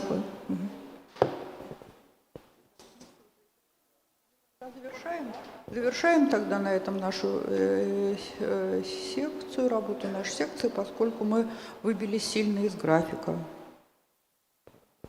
Коллеги, давайте попьем быстро чай, кофе, и во сколько там у нас следующее начало, в 4 часа начнем, потому что там у нас участники в зуме, чтобы их не задерживать.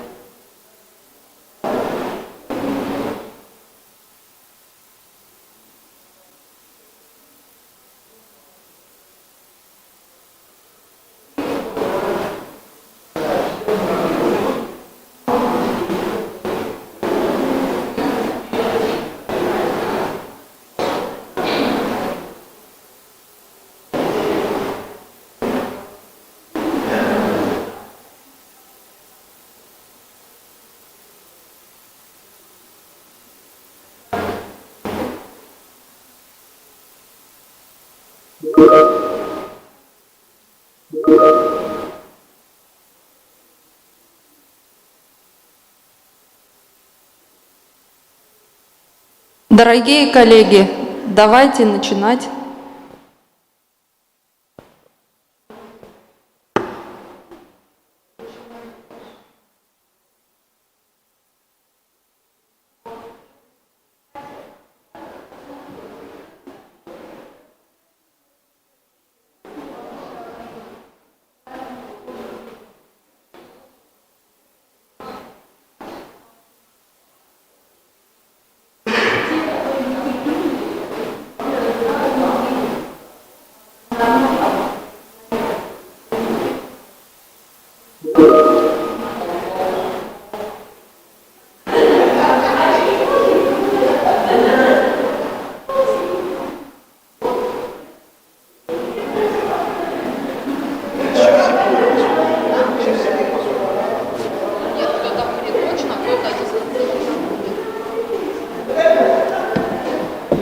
Ты думаешь, можно отсюда?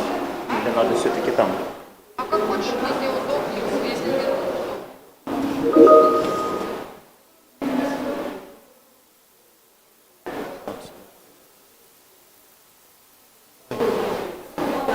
Вон сейчас свободно. да, там сейчас это же.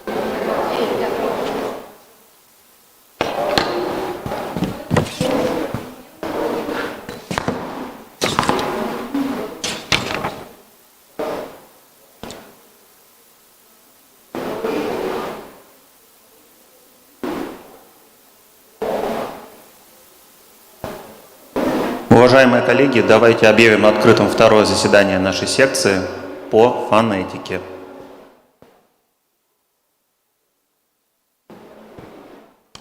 Поскольку у нас есть онлайн-участники. Сейчас онлайн начинается первый доклад.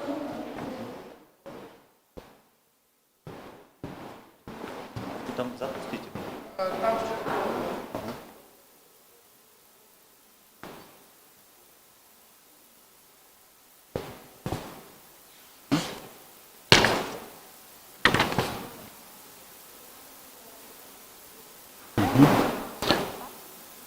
Ну вот, скажите, есть уже участник, докладчик? Ага, Тамара Егоровна.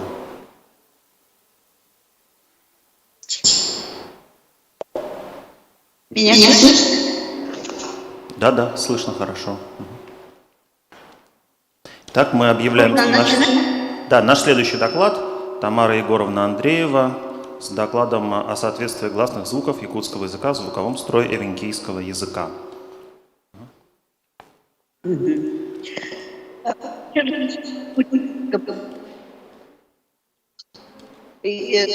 Разраб Николай Яковлевич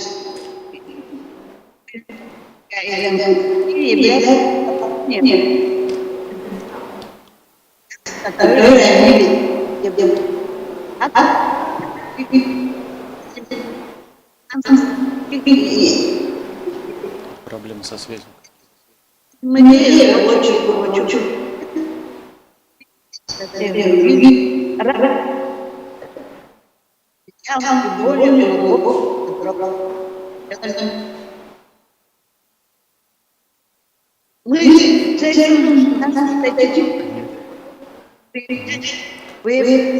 Тамара Егоровна, у вас что-то с микрофоном?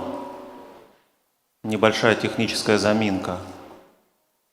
Не слышно, да? Сейчас слышно хорошо, вот до этого звук прерывался. Вот у меня. Цель доклада является рассказать, соответственно, которому якутское слово,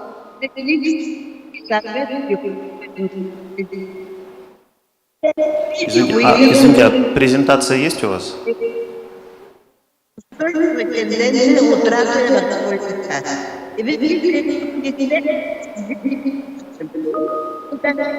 Чего? Это трехязычие.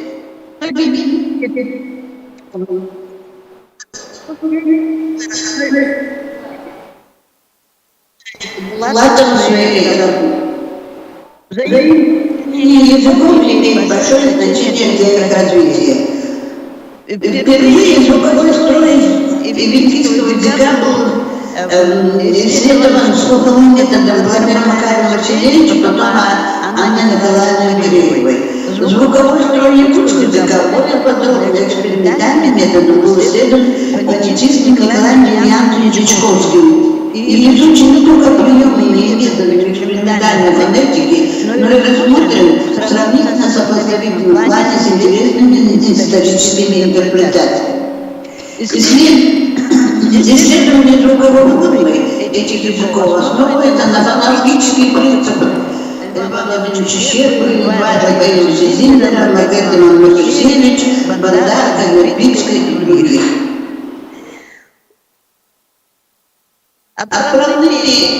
Основным пунктом в работе Николая Чичковского то, что он опирается на многие вопросы якутского локализма и консонантизма.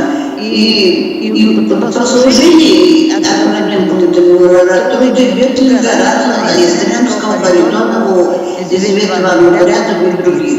Но и где-то после этого будут интересы лингвистическая характеристика новой системы якутского языка.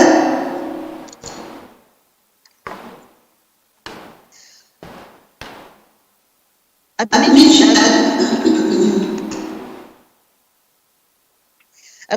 некоторые моменты, встречающиеся в эвенкийских якутских говорах только в области локализма.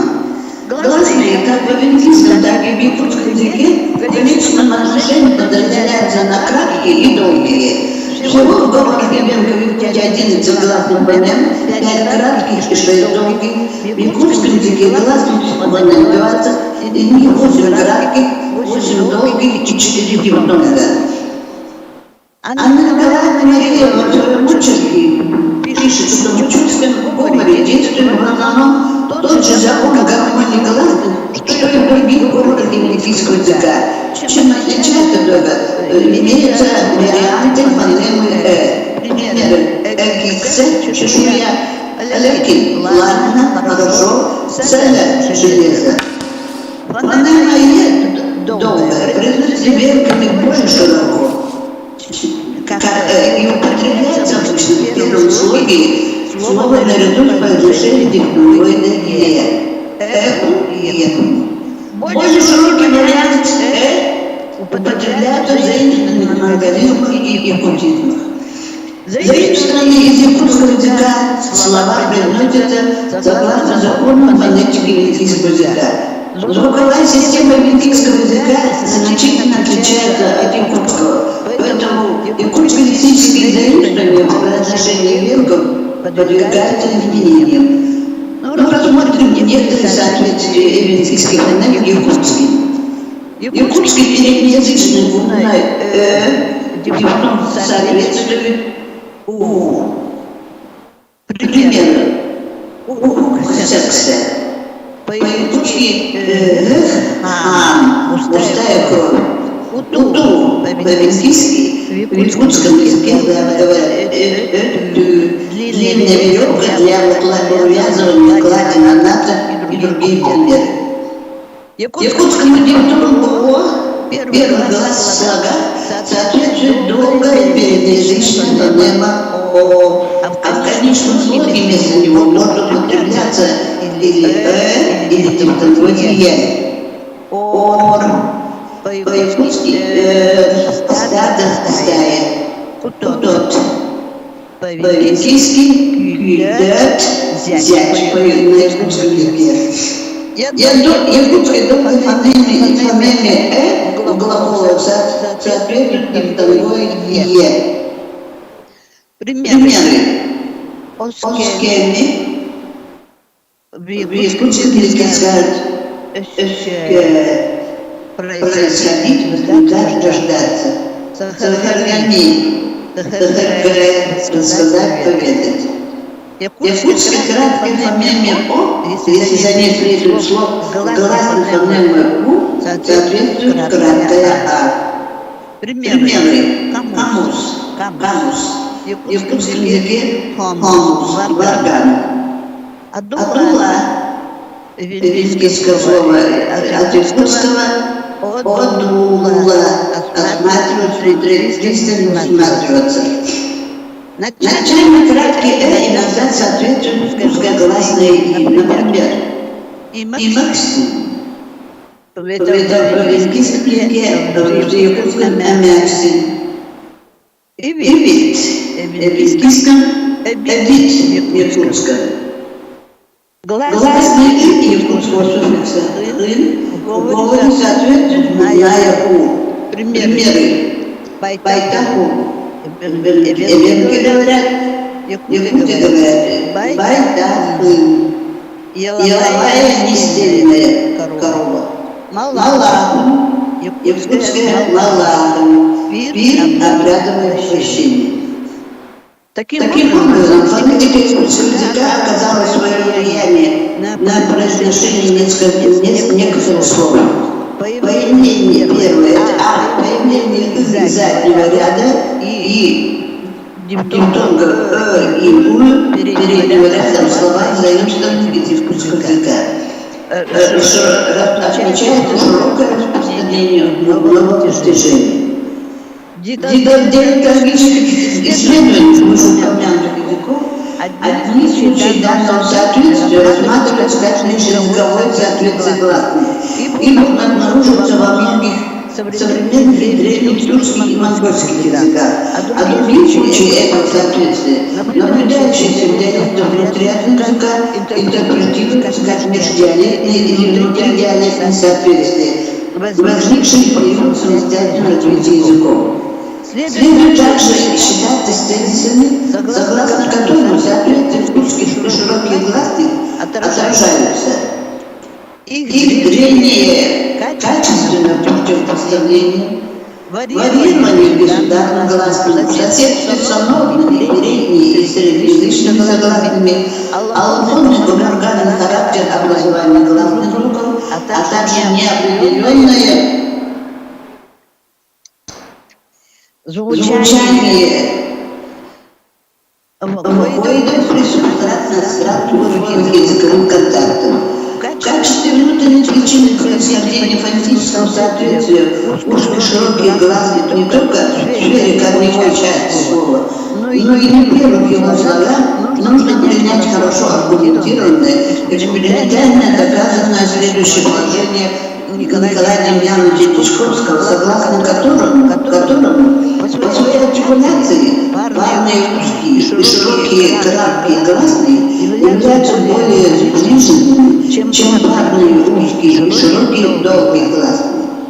С точки зрения механизма образования узких и широких гласных, незначительное расширение узких и сужение широких гладких гласных может привести к их физическому совпадению.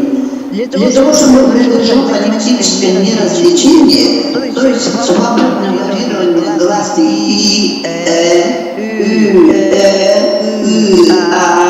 у, должны наличие определенные фонетические или иные условия. Это безударная позиция, которая гласные значительно утрачивает свою силу и длительность. Это благоприятные фонетические и лексико-морфологические условия, застывшим морфологическим составом, это возможность употребления обоих членов варьирующей пары в пределах ныне действующих норм гармонии гласных. Таким образом, можно сказать, что учетский говор относится действительно к восточному наречию византийского языка.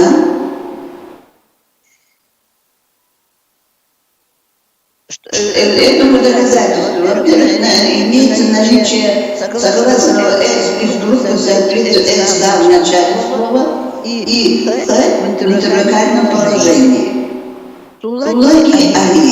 Закономерного употребления «б» после консонантов «л», «р», «арба», сохранение фонемы «р» в сочетаниях с носовыми и глухими согласными. Это говор имеет много общего с соседними аянскими, вердезейскими, курумийскими и сахалинскими говорами.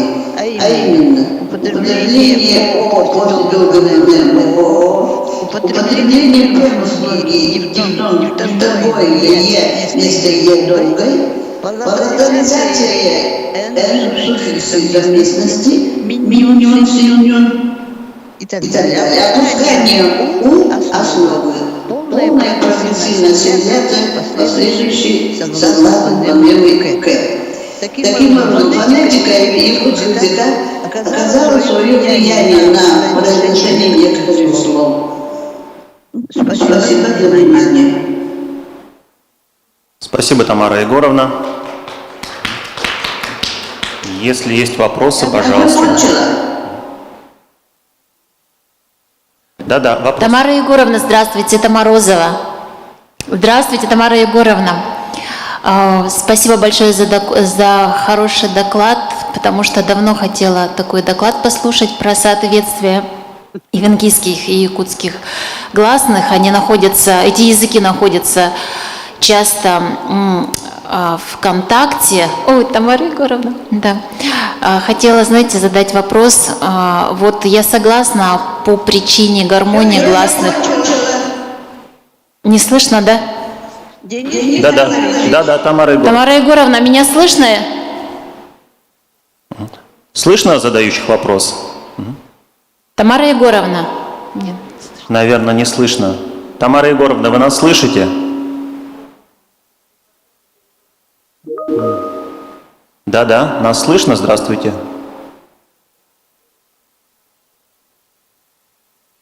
Наверное, технические заминки какие-то. Спасибо за интересный доклад. Поскольку у нас нет технических... Да, здравствуйте, Елена Александровна. Микрофон, наверное, там надо включить, да? Там есть возможность включить микрофон? Уже все слышно? Да, слышно. Да, просим прощения, у нас был выключен микрофон. Да, Тамара Егоровна, это Морозова Ольга Николаевна. Здравствуйте. Ой, здравствуйте. Да, Тамара Егоровна, спасибо за доклад. Хотела задать вопрос, можно? Можно?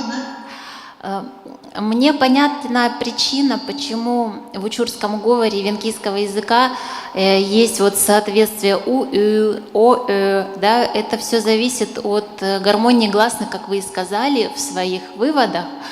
Можно ли предположение, почему и венкийский узкий и имеет соответствие в якутском языке на широкий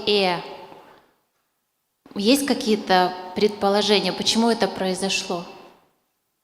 Спасибо. Хорошо, сейчас постараюсь ответить.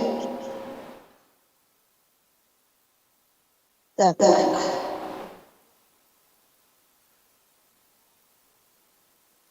Среднечное. Да? Да, этот случай. И на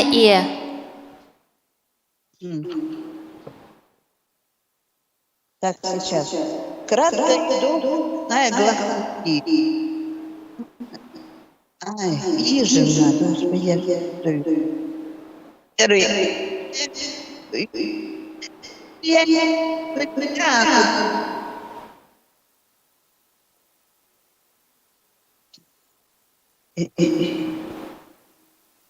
Вот это фонетика.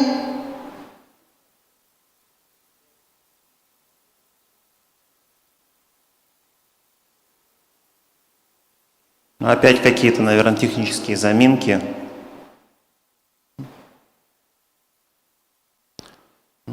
Наверное, поблагодарим Тамару Егоровну за доклад еще раз и перейдем к следующему. Так, наш следующий доклад будет представлен мной и заочно моей коллегой Валерией Михайловной Лемской на тему «Сопоставительное ультразвуковое исследование смычных в тюркских языках Сибири йод-группы» на материале телеутского языка и говоров томских татар. Так. Презентация. Вот это, да? Да, Новосибирск. Там 2 раза звук. Можно попросим запустить в 2 слайдах? Да.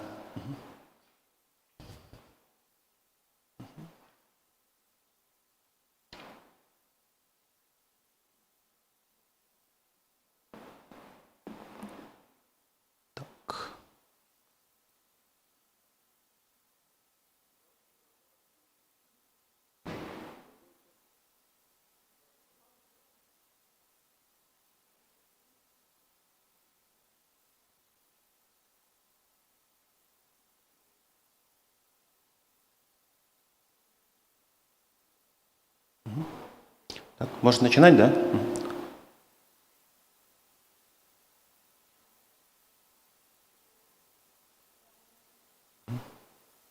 Так, а презентацию? Ага. Итак, тема моего доклада представлена на слайде. Ага, следующий слайд, пожалуйста. Сначала несколько теоретических положений. Ну, поскольку ультразвук это воздействие на мягкие ткани человека, которые обладают различной эхогенностью, то есть способностью поглощать или отражать ультразвуковые волны.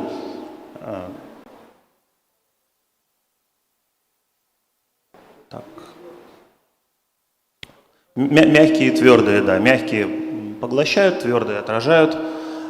Таким образом, воздействие ультразвука позволяет визуализировать активные и пассивные органы артикуляции, в первую очередь язык и вот такие параметры, как форму спинки, положение кончика и корня. Так, следующий слайд, пожалуйста. Вот на данной фотографии представлена типичная визуализация языка, которая состоит вот из неба и профиля языка, а также двух участков тени, которые образуются под язычной костью и костью передней челюсти, да, которые образуют таким образом два участка, трудно подвергающиеся анализу, но остальные участки языка, вот они в принципе вполне визуализируются. Кончик и поверхность. Ага. Можно следующий слайд?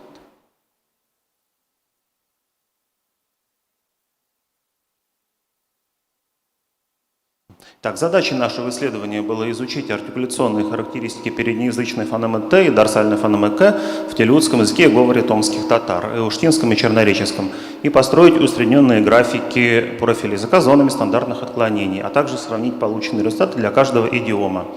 То есть для этого мы разработали набор стимулов однослогов для записи материала, записали сам материал, разметили звуковые файлы, аннотировали полученные ультразвуковые файлы, а также построили и попытались интерпретировать графики для фонемы Т и фонемы К.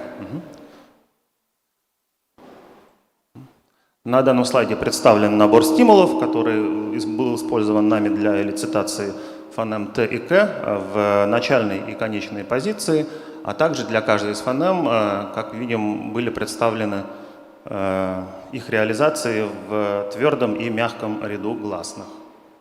Скажем. Но мы старались подобрать максимально идентичные стимулы для татарского и телеутского языка, за исключением ситуации с переломом гласных, где, конечно, характеристики были несколько иными. Ага, следующий слайд, пожалуйста. Это набор стимулов для элицитации фонемы Т в начальной и конечной позиции. Так. Вот. Этот, по-моему, не работает указатель, да? Угу. Так, для своего исследования мы записали материал от 3 носителей телеутского языка и 2 носителей татарского языка. Носители телеутского языка проживали 2 в деревне Беково Беловского района Кемеровской области, 1 в деревне Телеуты Новокузнецкого района Кемеровской области. Респонденты по татарскому языку представляли деревню Черная речка и деревню Эушта в Томском районе Томской области. Так, ага, можно следующий слайд.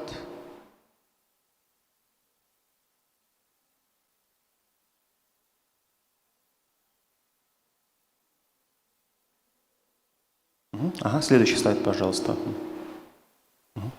Тут на данной фотографии представлен процесс съема ультразвукового материала от носителей. Материал был записан с помощью аппарата Articulate Assistant Micro и шлема с датчиком. Ну, то есть классического набора для полевого ультразвукового исследования. Так. На данном слайде представлен пример записи стимулов в программе AAA от носителя телеузского языка, где, в принципе, виден весь профиль языка достаточно хорошо. А также вот черный участок – это вот так называемый hyoid shadow, то есть тень от подъязычной кости. Так, тут можно проиграть. Да.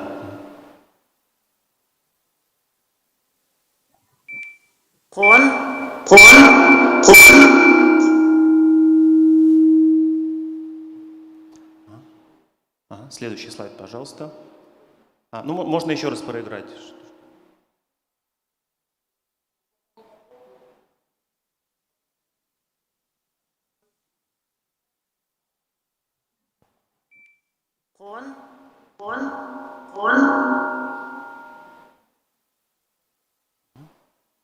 Спасибо. Следующий слайд, пожалуйста.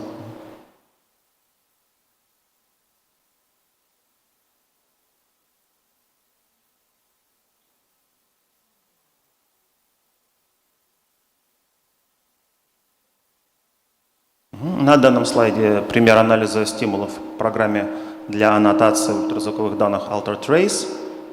Здесь у нас татарский стимул, по-моему, со словом car. Но он тоже playable. Что-то с кодеками, очевидно. Да?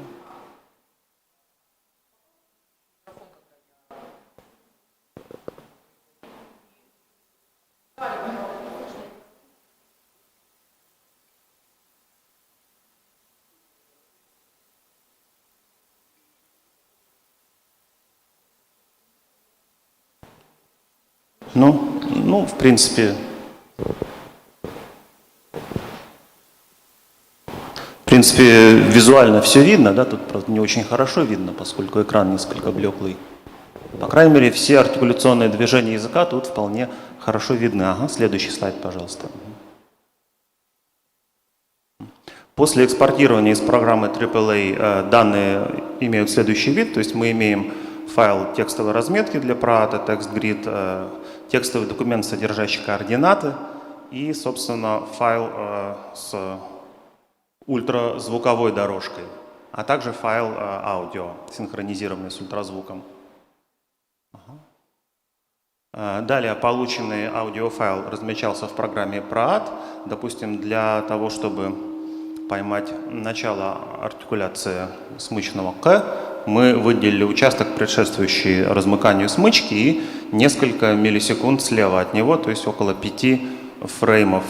Вот в пределах этих 5 фреймов мы потом строили то, что называется traces, то есть профили языка, которые предшествовали размыканию смычки. То есть мы посчитали это за фазу окклюзии, то есть за начало. Так, вот разметка профиля языка осуществлялась в программе AlterTrace, в результате чего создавался специальный файл метаданных в формате JSON, который впоследствии обрабатывался с помощью скрипта, написанного на программе Python, и строил графики с зонами стандартных отклонений, то есть вот эти вот профили языка. То есть на данной разметке, в принципе, достаточно четко все видно, вот тут синие крестики, да, то есть это легко анализируемый кадр. Ага. На следующем слайде представлен, допустим, более проблемный кадр. Вот если у нас фонема К представлена в увулярном варианте и видна относительно хорошо, то ее вилярный вариант довольно проблематичен. То есть тут еще просто влияет то, что светлый слишком экран. Вот на этом экране иногда разметка вызывает затруднения, поэтому мы такие участки старались не аннотировать, чтобы не нарушить, то есть не создать шум.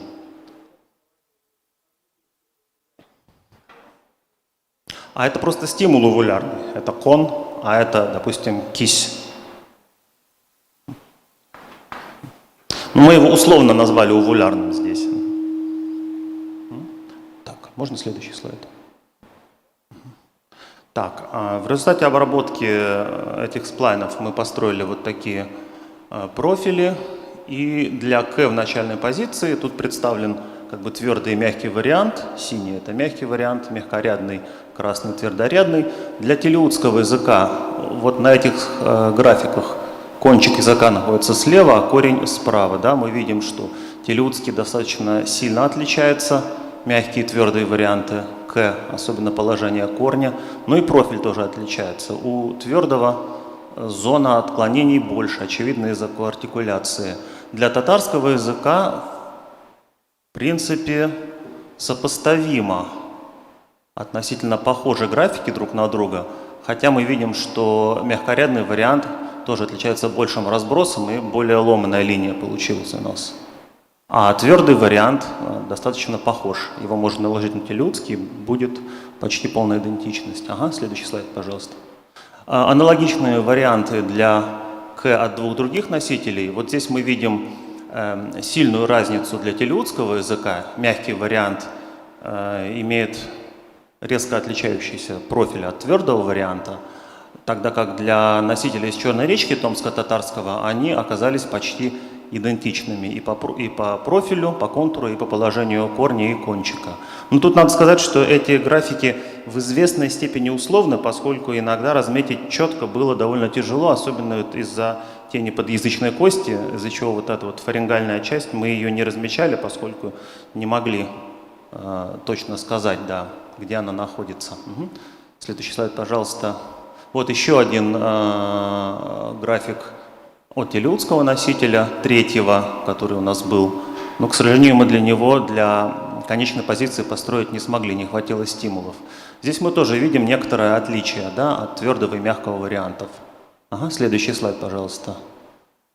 Так, конечный вариант для К в телеутском языке также различается, для татарского, к сожалению, не смогли построить по техническим причинам. Ага. От первого носителя. И от второго носителя тоже очень похожая картина. Здесь мы видим, что положение корня и положение кончика у телеутского различное. Угу.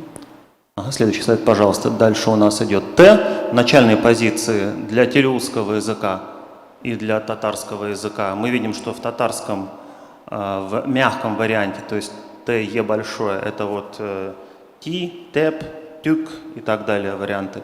Там, очевидно, сильна коартикуляция с последующим гласным, поэтому зона стандартных отклонений широкая. Телеутский при этом она очень маленькая, то есть коартикуляция телеутская, Т начальная, подвержена слабо, да, особенно в мягком ряду, как это видно на схеме. Угу. Следующий слайд, пожалуйста. Так, и еще два примера от двух других носителей на ту же фонему в начальной позиции. В конечной позиции мы видим, телеутский язык повторяет практически и твердые, и мягкие варианты контуры, и в эуштинском они тоже довольно похожи друг на друга. Следующий слайд, пожалуйста. Так, тут представлены варианты для конечного Т в телеутском и томско-татарском от двух других носителей. Так, и предварительные выводы, которые мы смогли сделать по фонеме Т. В начальном положении корень языка отличается для стимулов с переднерядным и заднерядным гласным. Положение кончика не меняется. Для томско-татарского Т положение корня и кончика языка в стимулах с твердыми и мягкими гласными меняется незначительно, а зоны стандартных отклонений шире для стимулов с фронтвау, с мягкими гласными в начальном положении, очевидно из-за коартикуляции. Для начального и конечного К мы зафиксировали отчетливую разницу между переднерядными и заднерядными артикуляциями как в положении корня, так и в форме спинки языка. Стандартное отклонение выражено умеренно равномерно. То есть фонема К представлена увулярным и велярным вариантами, четко отличающимися по графику. Для томско-татарского языка удалось построить графики только для начального К. Эуштинский говор приближается к телеутскому с противопоставлением увулярного и велярного вариантов, но с большим разбросом стандартных отклонений. А чернореческий говор резко отличается от эуштинского и обнаруживает почти полное совпадение артикуляции «к» для переднего и заднего рядов. Вот можно на несколько слайдов вернуться назад и посмотреть на самое главное отличие, которое мы обнаружили. Нет, еще на предыдущий, на «к». Еще на один, пожалуйста, еще на один, еще на один. Вот здесь, да, вот мы видим, что носители черной речки демонстрируют мало различий для реализации «к», для профиля языка при реализации «к», как в твердом, так и в мягком ряду. Ну, это может быть связано с каким-то субстратным явлением, возможно. Я не очень в курсе в татарском языке все-таки, как распределяются аллофоны для «к», но они явно отличны от того, что представлено в телеутском языке. При этом эуштинский носитель показывает большую близость к телеутскому, чем чернореченский. Ну и сами жители этих двух деревень говорят, что у них разные языки. Да. Но это, наверное, и на лексическом уровне, и на фонетическом возникает. Все, спасибо за внимание. Вопросы? Можно сразу к первому самому слайду? Слышно меня, да? Да-да-да. Вот, давайте сразу где задачи. Прочитайте мне, пожалуйста, вот первый цель исследования. Изучить артикуляционные характеристики переднеязычной «т» и дорсальной «к» в телеутском языке. Произнесите мне, пожалуйста, дорсальный «к», хочу послушать. «К»? Ну, он разве дорсальный, вы понимаете термин дорсальный? Ну, тот, что образуется с помощью спинки. Передней части спинки языка, сразу идущий за кончиком языка. Простите, пожалуйста, я вмешаюсь в эту дискуссию. Мне кажется, здесь проблема просто в несовпадении терминологических традиций. Видимо, докладчик имел в виду дорсальный в том смысле, в котором dorsal понимается в терминологии Международной фонетической ассоциации как средняя часть спинки языка. А Николай Сергеевич, видимо, отстаивает понимание, характерное для традиции русской фонетики, где дорсальный – это одна из разновидностей переднеязычных комбинаций. Спасибо. Кажется, здесь спор терминологический, а не сущностный. Спасибо юристу Тимофею, но адвокату. Дорсальный и подразумевается как, наверное, все-таки гутуральные, средняя даже спинка языка. Тут перечисляются настройки. Я думаю, Николай Сергеевич сейчас имеет в виду то, что в IPA называется laminal. Это известная терминологическая нестыковка. Действительно, в англоязычных источниках dorsal – это среднеязычный. Тимофей, у нас это самое, докладчик есть. Да, мы можем его также назвать гутуральным, в принципе. Да, гутуральный и дорсальный. Среднеязычный все-таки или какой? Он заднеязычный, несомненно. Ну, так это заднеязычный. В чем проблема-то? Терминологическая. Следующее, теперь по рисункам пойдем.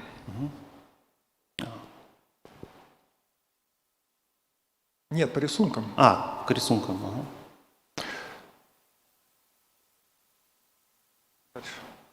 Где график? Графиком, да? Да. Вот, ну давайте отсюда. Вот мне по этим рисункам характеристику этих звуков дайте, пожалуйста. Ну вот вы показали эти график хорошо. Этот сюда сдвинут, этот сюда сдвинут. Ну, определение. Вот это же делается для чего-то, не просто для того, чтобы сделать исследование. Показать, вот этот язык сдвинут туда, это сюда. Определение дайте мне вот этих фонем. Или звуков, звукотипов, как, без разницы. Вот мне охота послушать просто. Ну вот для телеутского. Так. Вот по этим рисункам дайте мне определение. Коллеги, извините, пожалуйста, у вас очень бурная и интересная дискуссия. Давайте, может быть, мы это обсудим после сессии, после нашей секции, потому что там люди ждут своей очереди. Людям тоже интересно онлайн. слушать, что там. Да, один рисунок. Вот мне объясните, пожалуйста, вот это вот. Потому что, понимаете, вот это УЗИ декларируется как вот чуть ли не космические технологии, и посмотрел, все определил. Николай Сергеевич, у нас будет еще один доклад по УЗИ.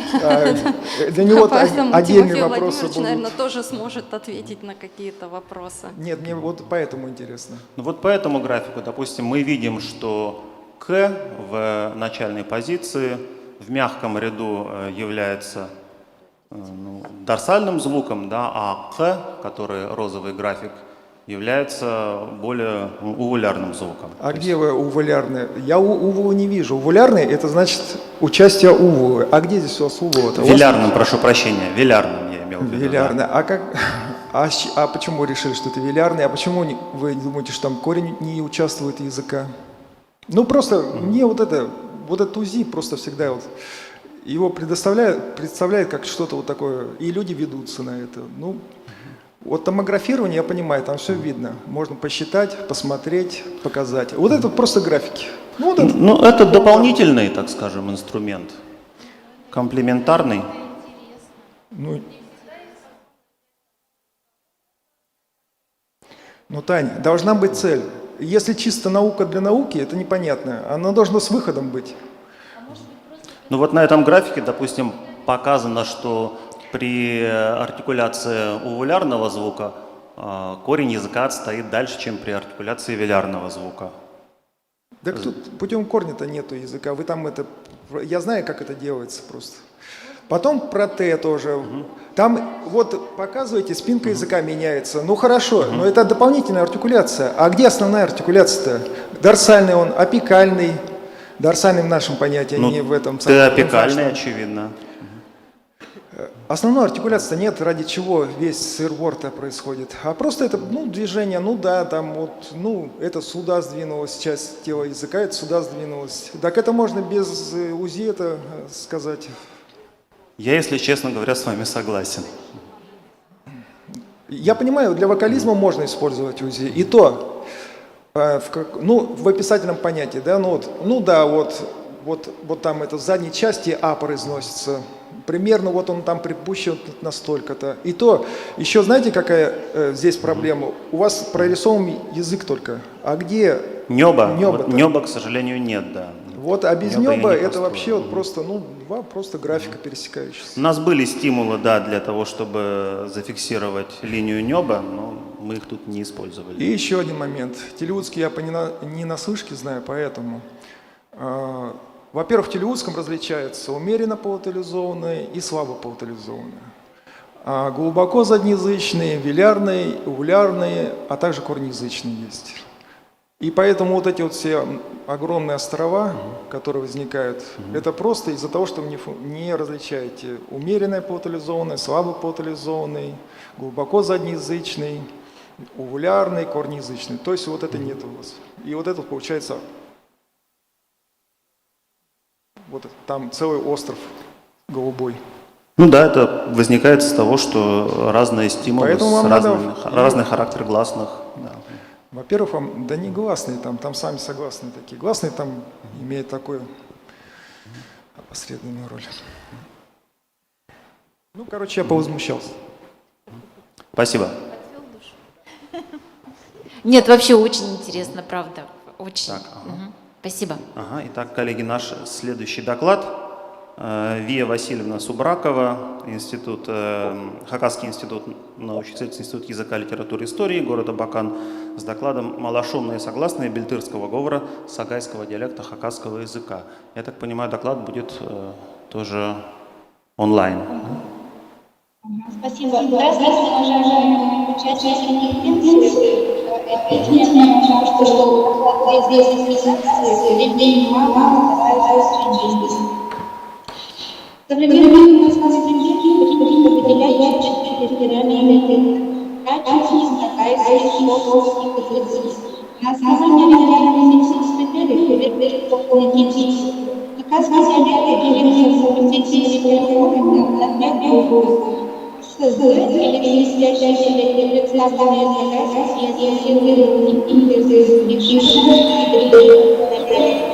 представленные На мере диалектов наблюдается сложное явление. Удивляется образованности ситуации и рассматриваем английский говор вместе с находится создаватель диалекта. По мнению профессора, примерно наша теория диалект, хотя невозможно не отнести к стоящему диалекту равномерно, поскольку своеобразность неделимся своими фонетическими, морфологическими особенностями. При рассмотрении поддержанной системы и форм языкового диалекта пользовалась сильным происхождения о том, что в бишкекском говоре можно выделить здесь подговоры. Кечкешский, арбатский, лесенский и чеченский. Она считала, что смысл бишкекского состоятельности тоже изучить.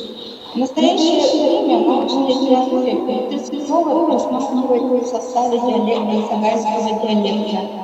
На основе аудитивного анализа языковых материалов в тырском говоре было констатировано 8 машинных согласных звуков. Это м, л, р, н, й, г, м. Качественно-количественные характеристики согласных звуков даются предварительно слухом.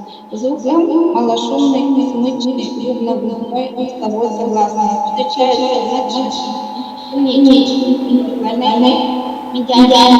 Звук язык согласно употребляются и вокальные, и консонантные согласные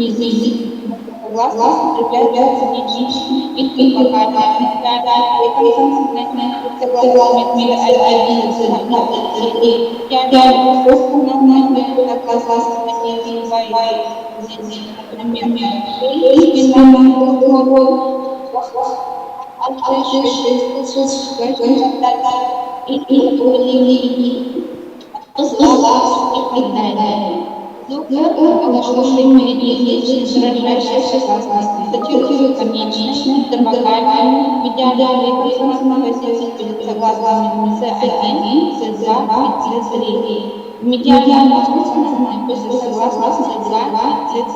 позиция. Например,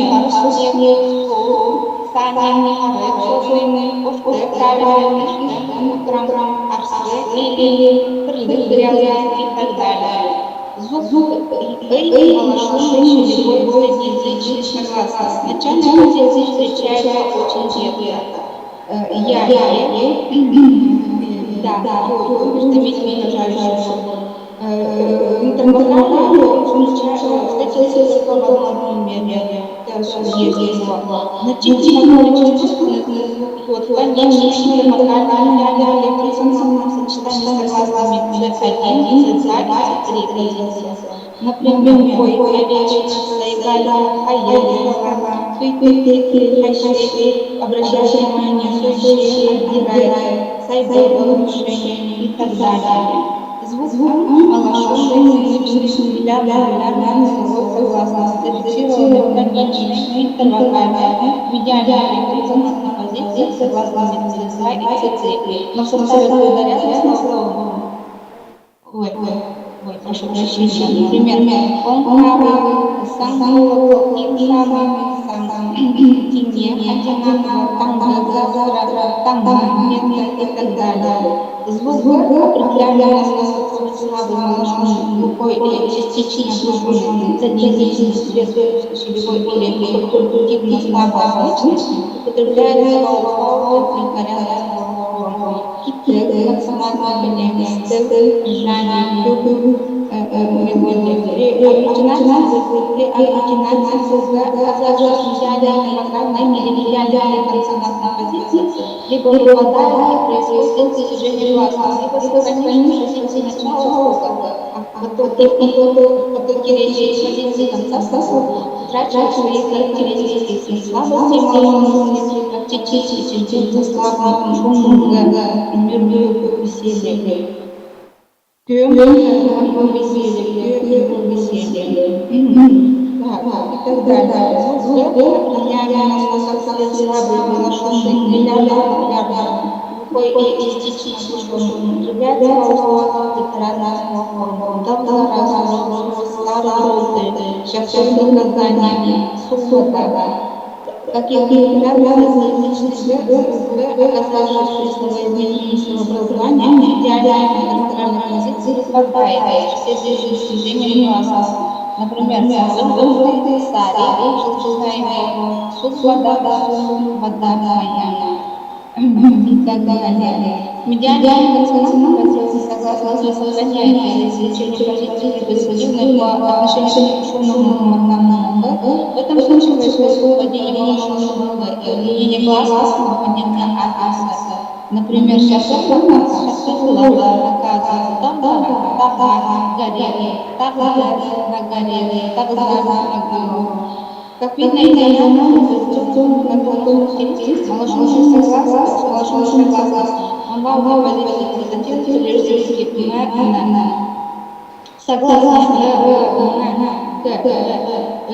согласно позиции маркируемых ядерным населением финальная медиальная консонантная согласно эти позиции конца слова позиции имеющие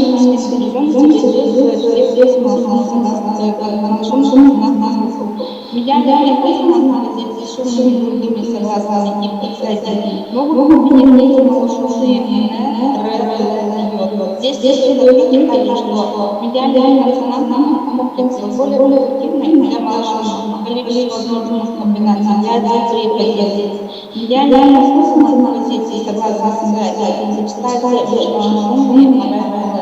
Таким образом, малошумные консонантные задействуют не сочетаются позитивными и требуют позитивными шумными, в отличие от центрального язычественного и среднеязычного.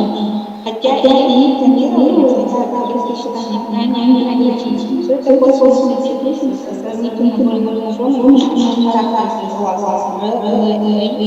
По крайней мере, на позиции глаза сравнительно подтверждает подобный глаз малошумным несомненно. Малошумные не функционируют только во многих идеальных персональных комбинациях согласных но в вокале финальная оказавшаяся комбинация позиции глаза и медиальная консонантное положение, позиции начала слова, позиции значительного члена, для них неприемлемо. И когда национальное изменение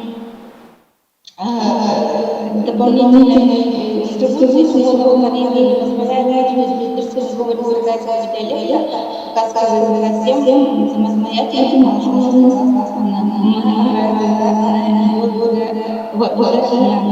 равномерное мышление утверждается функционированием языке например,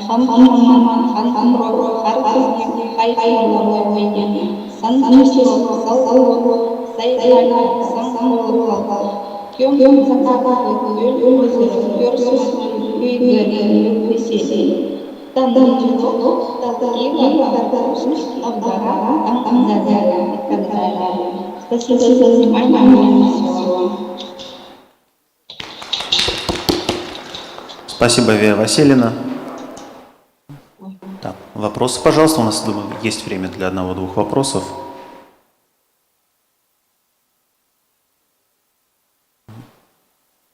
Так, ну, если вопросов нет, тогда еще раз благодарим Веру Васильевну и переходим к следующему докладу. А следующий доклад у нас представит Тимофей Владимирович Тимкин на тему «Консонантизм сургутского диалекта хантыйского языка по данным ультразвукового исследования».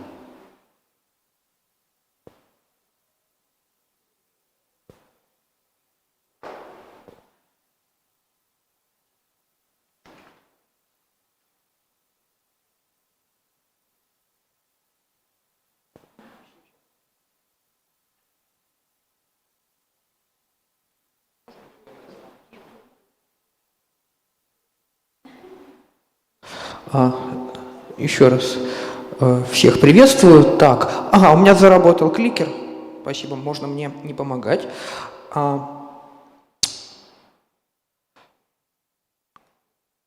Сургутский диалект хантыйского языка является уже несколько лет объектом нашего пристального интереса.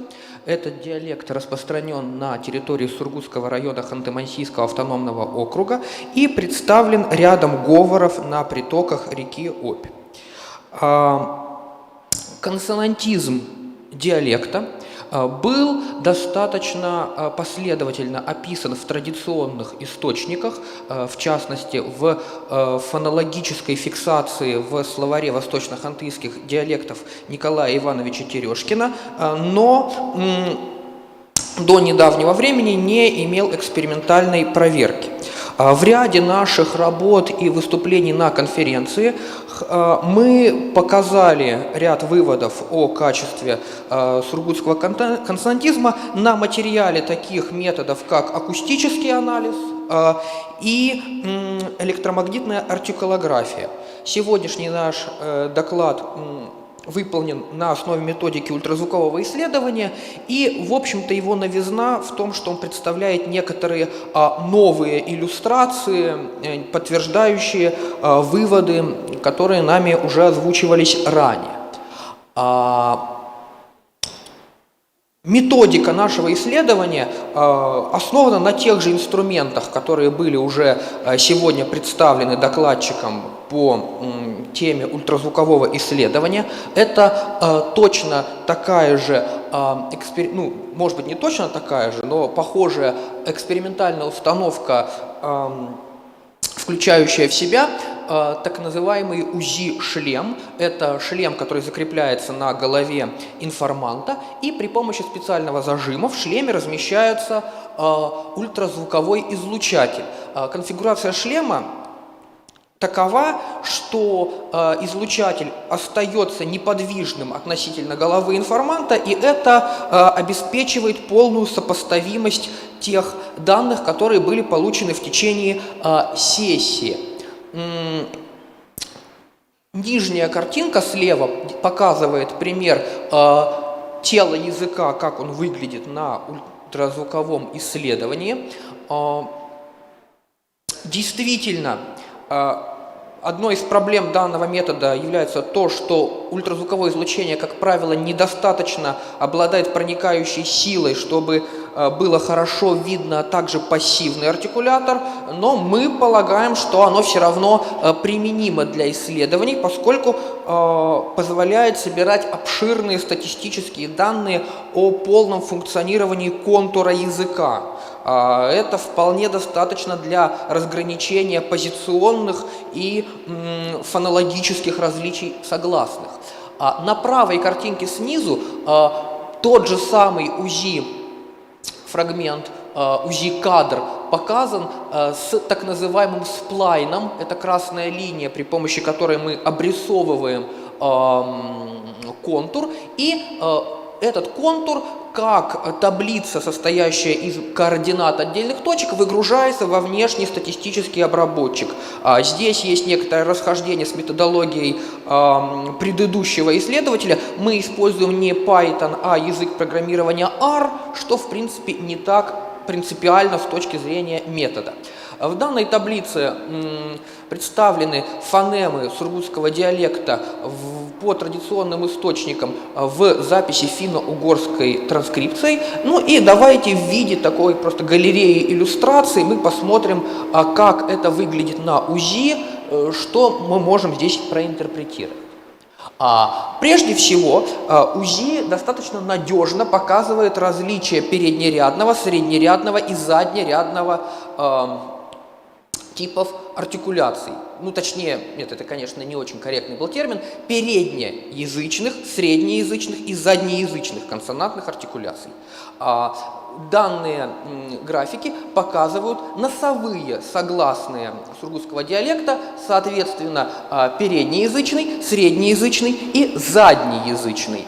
На этой и на всех последующих картинках мы приводим обобщенные графики, то есть усредняющие значения по различным произнесениям одного и того же звука. Хотя метод позволяет также сравнивать индивидуальные произнесения и оценивать их вариативность. Эта иллюстрация служит экспериментальным подтверждением расхождения переднеязычных, среднеязычных и заднеязычных настроек у сургутских ханты.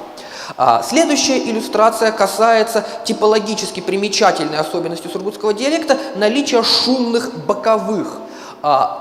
Мы видим, что в диалекте представлен один сонорный боковой, который имеет переднеязычное качество, и два шумных боковых, соответственно, переднеязычный, контур которого в значительной степени соответствует контуру сонорного бокового, и среднеязычный шумный, который отличается контуром. Опять же, поскольку действительно ограничением метода является оценка пассивного артикулятора, остается не очень понятным, действительно ли соответствует правде вывод о том, что переднеязычный боковой в сургутском диалекте является передненебным, а не зубным. Но, по-видимому, это все-таки так. Некое расхождение графиков вот в области непосредственного преграды позволяют это предполагать. Следующая иллюстрация, она вот... Здесь просто просится сопоставление с работой предыдущего докладчика, поскольку она посвящена различию увулярных и вилярных оттенков заднеязычной взрывной фонемы. Эти оттенки были показаны в традиционных источниках, и выбор оттенка происходит в зависимости от качества гласного первого слога, и эта иллюстрация показывает, что действительно две артикуляции такого рода существуют. Одна из них характеризуется движением спинки языка вверх и может быть отождествлена с вилярной, тогда как другая артикуляция характеризуется движением спинки языка назад, что может быть отождествлено с увулярной артикуляцией.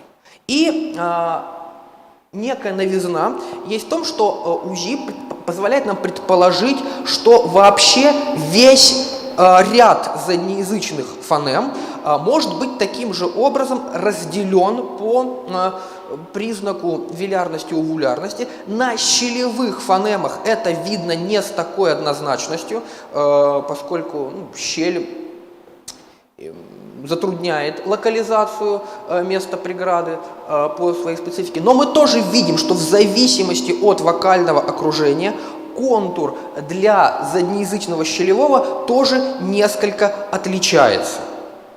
Таким образом, наше исследование, точнее новый эксперимент, проведенный с использованием УЗИ, подтверждает выделение среднерядных, это, конечно, ошибка, за которую Николай Сергеевич сейчас будет ругаться, выделение ряда среднеязычных согласных и подтверждает различие вилярного и увулярного оттенков заднеязычной взрывной фонемы. И также дает некоторые неокончательные, но достаточно интересные наблюдения в пользу гипотезы о различии шумного и сонорного боковых переднеязычных по месту образования по пассивному артикулятору и позволяет предположить выделение вилярного и увулярного оттенка не только для взрывной фонемы, но и для всего ряда заднеязычных согласных. Спасибо.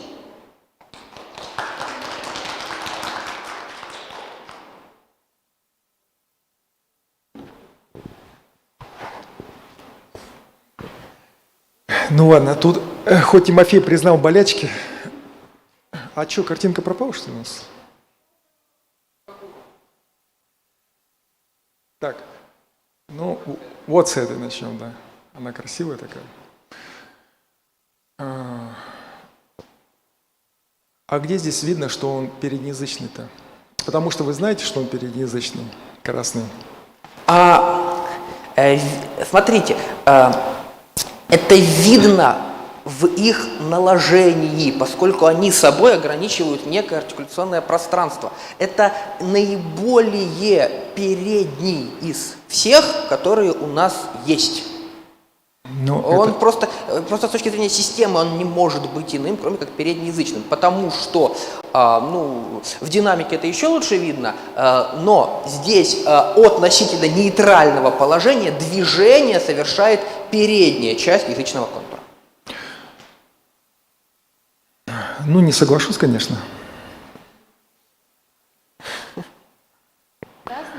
Да, красный передний. Красный это передний язычный, да. Потому что вот у него вот хвостик, который слева. Но это да? домысел, У нас здесь домысел. сагитальный срез, у нас здесь лицевая сторона информанта слева. Да? Почему он самый низкий? Потому что у него преграда находится слева. Но это домыслы. Что? Домыслы. Хочу так опишу, хочу так опишу. Просто вы знали, что там N находится впереди, когда программу составляли, запись. Там батарейка вот. А вот если бы показать вот этот график отдельно, да, ну, без того, что ты знаешь, что там есть, Тимофей, то можно его задним да, сказать. можно я еще раз не могу никак понять, красная линия – это переднеязычный. Это переднеязычный. А где точка отсчета? Ее откусил УЗИ. Точка отчета в каком смысле? Здесь, смотрите, Ну, это... если не сверху, то сбоку. Но вот он и не самый верхний, и не самый боковой. Тогда почему он передний? Потому что преграда у него находится в левой части вот этого пространства, которое соответствует лицевой части В левой, информанта. то есть вот- это сагитальный срез. Фактически. Давайте я вернусь сюда, может быть, будет лучше видно. Вот это сагитальный срез. И вот этот график – это контур, который очерчивает тело языка на сагитальном срезе, расположенном так, что лицо информанта слева. Тимофей, человек, который не занимается этим, для него это барабир. Тимофей, ну и теперь вот здесь, да? Почему он тогда самый боковой? Мне кажется, синий он ближе, чем красный слева. Потому что у синего это уже альвеолярная область. Слева? Почему Он альвеолярный? выше, потому что здесь небная арка. Вот это, то есть у нас как бы вот в этом пространстве, если накладывать, то у нас по верхней границе будет твердое небо, слева у нас лицевая часть информанта, и, соответственно, вот левый верхний угол, это уже альвеолярная зона. А справа это что? А справа это, соответственно, то, докуда достает прибор, но он, в принципе, Корень. достает до корня. То есть это все язык. Корень языка Корень справа. языка. А почему слева вдруг альвеоль... Ага, понятно. Нет, Так. почему? Значит, график это везде, сам контур, это везде контур языка. Все, я все теперь разбираюсь. Спасибо. Давайте тот график, там, где увулярный. Давайте, тоже интересно. Он, да. Интересный, да. Почему вы исследуете переднеязычную, ну вообще артикуляцию языка, если вы вдруг заинтересованы в изучении увулярного? Увулярный и языковая артикуляция, мне кажется, это совершенно противоположная артикуляция. Нет, он по активному органу, конечно, заднеязычный, он по пассивному органу увулярный. Ну вот Или, здесь, по крайней видите, мере, вот здесь как раз нестыковка у вас. И поэтому сейчас на последний слайд, на ваш результат. Выделение вилярного и увулярного оттенка огубленного. Вот тавтология идет. Смотрите, вилярный, заднеязычный, увулярный. Вы все смешали в одну кучку. Нет, вилярный и увулярный. Это Я знаю, Это да. по пассивному Ну, а органу, почему заднеязычный это по заднеязычный? активному органу. Заднеязычный это по активному органу. Вилярный – это, соответственно, задненебный, увулярный – это углубленный задненебный, язычковый. Я поняла, Да. конечно, но так смешивать совершенно Нет. нельзя. Нужно разделять по активному органу Конечно. характеристику и по пассивному органу характеристику. А вы даете здесь общее, и поэтому вы выводите нас в заблуждение. Нет. Вот поэтому последний вывод нужно пересмотреть и переформулировать, Тот на мой взгляд. Его переформулировать будет достаточно просто. Надо просто сказать выделение заднеязычного вилярного и заднеязычного увулярного. Но опять то же самое. Нет, вам нужно разделить характеристику по активному По активному органу органу он и по заднеязычный, пассивному. По активному органу он заднеязычный. Так. По пассивному есть вилярный оттенок, есть увулярный оттенок. Вот сейчас все в порядке, Вот. да. Что? Потому что у него контур, точнее так, потому что для этой фонемы, ну, фактически различается позиционирование контура в пространстве. Есть один более передний и поднятый, и один, который характеризуется движением вверх, и другой, который характеризуется движением отодвижения назад. Вот это опять догадки. Опять догадки получаются. Ну, Тут по УЗИ можно сказать, да, что контур языка сдвинут назад, находится в задней части. Контур языка сдвинут вперед, находится там, не знаю, в средней, там, в передней части. Все. Сказать, что это увулярный, вилярный, нельзя. И точки отсчета-то нету, главное, понимаете? А для передних вообще основной фокус базовый вообще теряется из-за этого, ну, то, что охват такой получается у УЗИ. И получается только дополнительная артикуляция. И вот там у вас было с L, ой, какой там звук был. Там просто была дополнительная артикуляция, ну, виляризация, скажем.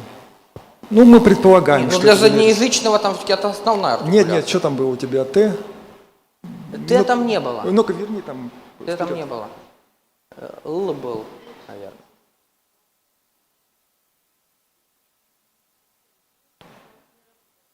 Да, этот не работающий микрофон, у него батарейка села. Ну, вот ОЭЛ это только вот, я говорю, и то это, знаешь, то ли это виляризация, то ли не виляризация, потому что где там мягкое небо? А черт его знает.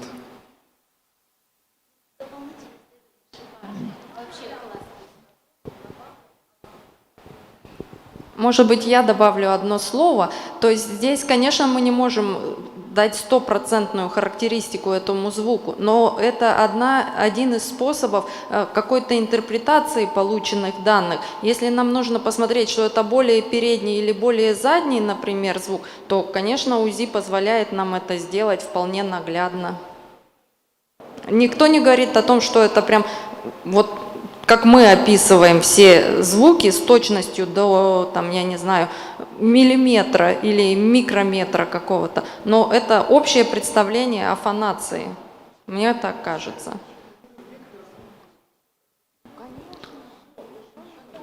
Так, ага. И у меня еще два вопроса, если позволите. Вы проводили разграничения по позиции, вот, допустим, смычных, начальная или конечная, или это усредненный график для всех возможных распределений? На этом этапе нет. Здесь была позиция перед гласным, превокальная. В начале, да? В начале.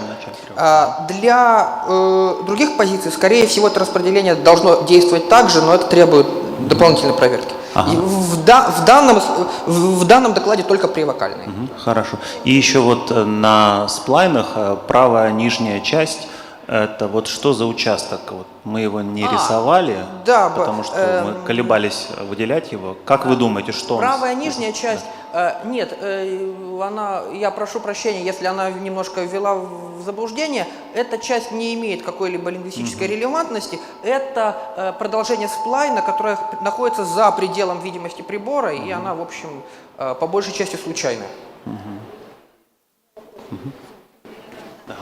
Все, ага, ну... Что? Почему небо-то не прорисовываете? Потому что это ограничение реально существующего аппарата. Там глубины проникновения луча действительно не хватает, чтобы его видеть. Поэтому здесь метод основан на том, что накладываются профили различных звуков в парах и сериях и складываются и сравниваются друг с другом. Не относительно пассивного артикулятора как единой точки, принятой за точку отчета, а относительно нескольких вариантов профиля активного органа. Ну, то есть нечто усредненное. Средняя температура по больнице вместе с моргом. Ну, нет, если брать контекст, включающий, точнее, если брать контекст сопоставительный, включающий все участки системы, тогда получаются рамки, в которых уже все можно смотреть. Спасибо большое за доклад. Так, следующий докладчик, я не знаю, есть или нет, Надежда Дмитриевна Алмадакова. Ну, ее не будет, да? Тогда у нас остается последний на сегодня доклад. Николай Сергеевич Уртигешев и Прасковья Егоровна Прокопьева. Угу. Да, с докладом проблемы смягченности свистящих щелевых в адульском языке.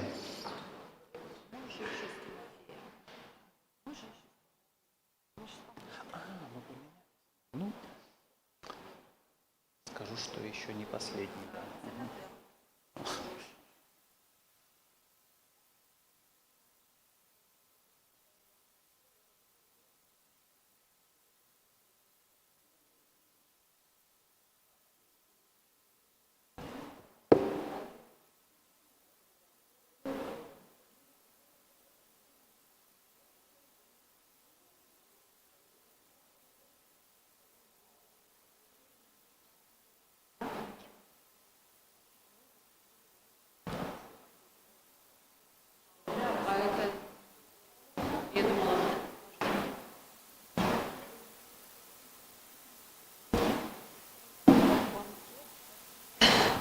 Очень, значит, громкое слово для мероприятия. Чаепитие, дружеское чаепитие.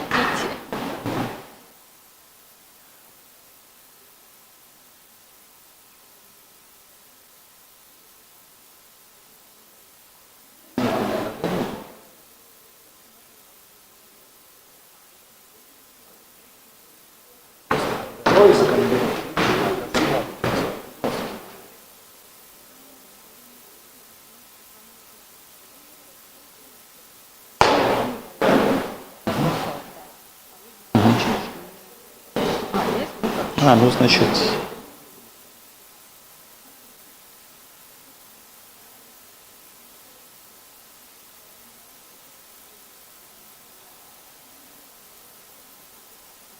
В первой части остался.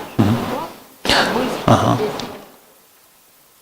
Да, коллеги, пока мы ждем Николая Сергеевича, я забыл уточнить, что у нас с первой части нашей секции остался еще один доклад Татьяны Раисовны Рыжиковой и вот Тимофея Владимировича «Проблемы измерения артикуляционных параметров при электропаутографировании» на алтайском материале. Но он будет представлен после доклада вот, текущего.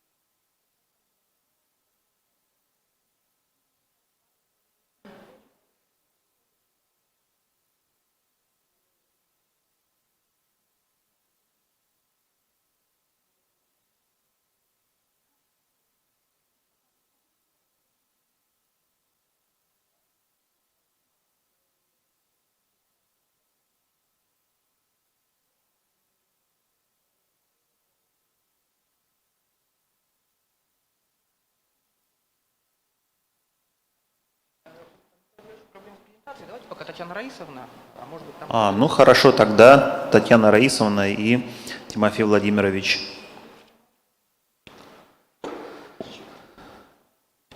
Проблемы измерения артикуляционных параметров при электропаутографировании.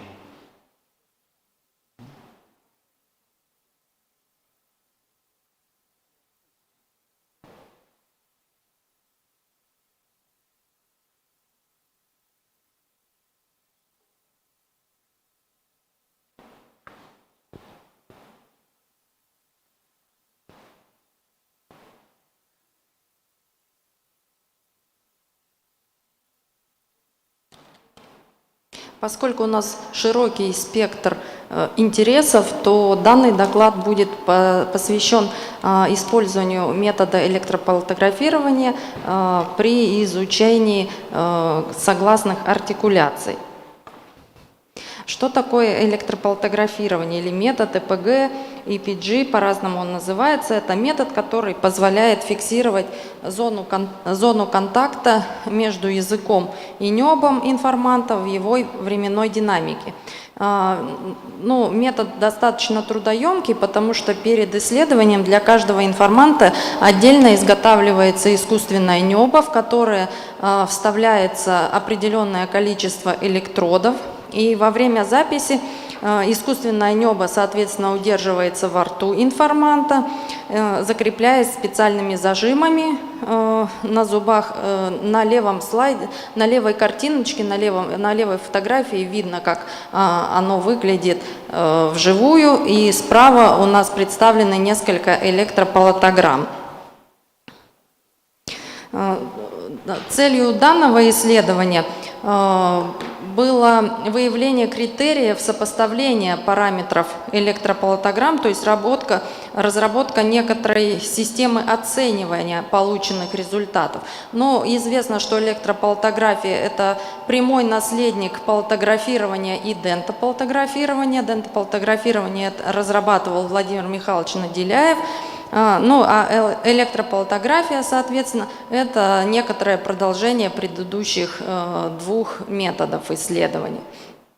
То есть использовался палатограф с 62 контактами производства фирмы Rose Medical. Запись производилась при помощи специализированного программного обеспечения, которое шло в пакете IC Speech. Были озвучены, соответственно, словоформы из исследования Маргариты Четпуровны Чумакаевой по артикуляции согласных алтайского литературного языка. И всего было озвучено 410 словоформ. Далее весь материал был сегментирован в программе ПРААТ, размечен в программе ПРААТ, и снабжен фонетической аннотацией. Дальше все материалы объединялись в корпус при помощи инструмента MOS-DMS, который снабжен механизмом поиска и подсчета статистики при помощи языка программирования R. Данный метод, как и все остальные экспериментально-фонетические методы, имеет ряд преимуществ и недостатков. То есть, что является преимуществом метода? Конечно, это наглядность. То есть здесь при помощи программного обеспечения создается некоторая модель звука, учитывая усредненные какие-то произнесения данного звука. Дальше возможность анимации. Вообще-то это такая говорящая может быть модель. Можно накладывать сверху твердое небо, но единственное, тогда артикуляция получается несколько неестественная, поскольку твердое небо не двигается. Двигается у нас здесь только язык в этой модели. А что касается недостатков, то есть здесь, конечно, отображаются не исходные данные, в отличие, например, от МРТ или УЗИ, а здесь некоторая реконструкция, которую создает компьютер по имеющимся данным. И нет способа сравнения отдельных звуков и произнесений. На следующем слайде у нас представлены 2D-палатограммы, и здесь у нас опять представлены некоторые носовые звуки. То есть на первой электропалатограмме представлен переднеязычный звук. В принципе, мы видим, что его артикуляция вполне соответствует переднеязычной артикуляции. Светло-серые и более темные серые точки обозначают контакты, которые возникают время от времени. То есть черные точки – это на всех произнесениях контакты замкнулись, и получилась такая электропалатограмма. А более светлые точки показывают вариативность произнесения, то есть когда не во всех случаях наблюдался такой контакт. Дальше у нас идет среднеязычный, но здесь как бы такая очень сомнительная электропалтограмма получилась. Если присмотреться, то в конце твердого неба здесь, конечно, мы видим более светлые оттенки черного, но они не очень явные, и вот чем это вызвано, возможно, здесь какой-то сбой в работе был электропалатографа или информанта, или интерпретации данных, то есть вот это нужно, возможно, отдельно переснять и посмотреть, вот эти передне-средние артикуляции. Ну и заднеязычный, конечно, здесь видно, что вполне он тоже соответствует типичной настройке заднеязычного согласного. Единственное, вот возникшее впереди, в передней части, если смотреть, это верхняя часть, какой-то черный кружочек, но это, возможно, тоже ошибка какая-то в произнесении диктора. Кроме того, мы можем использовать различные методики интерпретации полученного материала. То есть до этого была очень бурная дискуссия, что же мы видим по результатам ультразвукового исследования. Так вот здесь мы тоже можем представлять как 3D-модели, так и 2D-модели в виде электропалтограмм, но а кроме того мы можем представлять все наши данные в виде каких-то графиков. На дальнем графике тоже представлены у нас кривые. И здесь у нас в левой части показывается больше переднеязычность, в задней части заднеязычность. И судя по этим графикам, конечно, у нас прекрасно расходятся переднеязычные,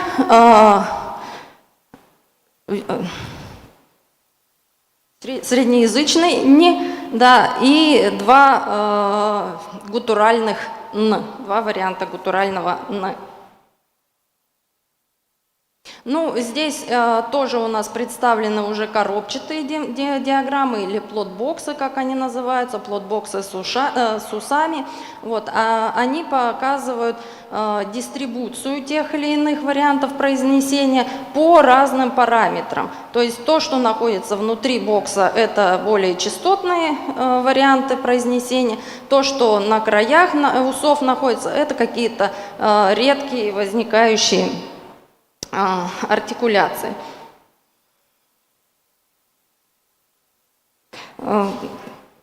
Так что. Ну и в заключение хочется сказать, что вообще технология электропалтографии открывает новые технологические возможности в изучении артикуляции. То есть мы можем вычислять как средние метрики, так и метрики разброса, анализ артикуляции в динамическом аспекте, то есть какую-то коартикуляцию смотреть.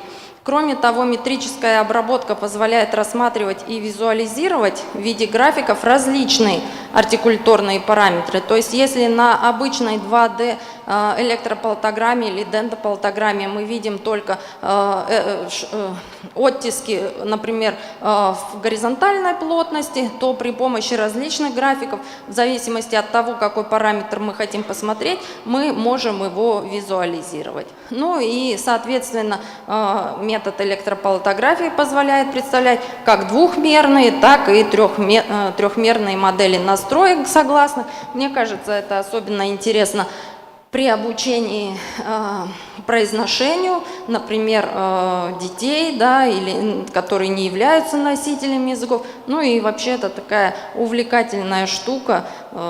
Мне кажется, интересно на нее просто даже посмотреть. Спасибо, Татьяна Раисовна. Так, у нас есть время для вопросов. Но если позволите, у меня один вопрос. Вы сказали, что для заднеязычного «м» там два аллофона возникает, да? У вас было «н», «не» и «м». Вот, да, на этом графике. Вот два последних, я, к сожалению, плохо вижу. В каких словоформах они встречаются? Ну, я всю программу не помню, какая была. Там было много, больше 100 слов. озвучено, поэтому... Да, это какие-то сингармонические ряды просто. Понятно, спасибо.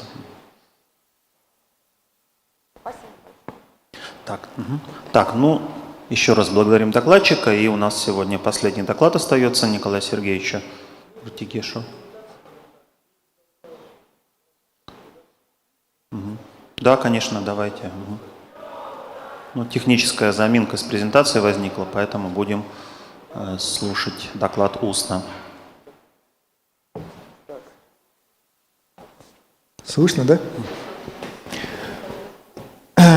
Так, тема моего доклада – это проблема смягченности, нашего доклада совместного с коллегой из Якутска. Это проблема смягченности свистящих щелевых в адульском языке. Юкагиры относятся к коренным малочисленным народам севера Российской Федерации, проживают в республике Саха-Якутия, Магаданской области и Чукотском автономном округе. Согласно переписи населения 2010 года, в России насчитывалось 1603 юкагира, из них в республике Саха-Якутия 1281, что составляет 79,9% от общего числа юкагиров. Различают две локальные группы юкагиров – лесные самоназвания Оду и тундренные самоназвания Ваду, языки которых существенно отличаются друг от друга. Язык лесных юкагиров называют также лесной юкагирский, адульский или южно-юкагирский язык. Язык тундренных юкагиров – тундренный, юкагирский, вадульский или северо-юкагирский язык. Местом компактного проживания лесных юкагиров является село Нелемное Верхнеколымского улуса Республики Саха-Якутия. Кроме данного села они проживают также в городе Якутск, в Среднеколымском улусе Якутии и в поселке Симчан Среднеканского района Магаданской области. Территориальный район относится к Верхней Колыме.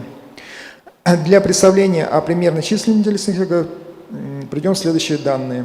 В 2010 году по переписи в Верхнеколымском улусе жили 304 юкагира, в том числе в селе Нелемное 185 человек и в Магаданской области 71 юкагир, то есть всего 560 человек, представителей лесных юкагиров. Однако носителей языка лесных юкагиров осталось всего 6 человек, из них 3 живут в Якутии и 3 в Магаданской области. Все они являются людьми пожилого возраста. В настоящее время 2 из них являются активными информантами. Это Борисова Дарья Петровна, 1946 года рождения, и Демина Любовь Николаевна, 1950 года рождения. Наряду с неблагополучной картиной сохранности языка у юкагиров следует отметить тот факт, что юкагирские языки остаются одними из малоисследованных языков народов Севера, причем язык лесных юкагиров в сравнении с языком тундровых юкагиров изучен в меньшей степени.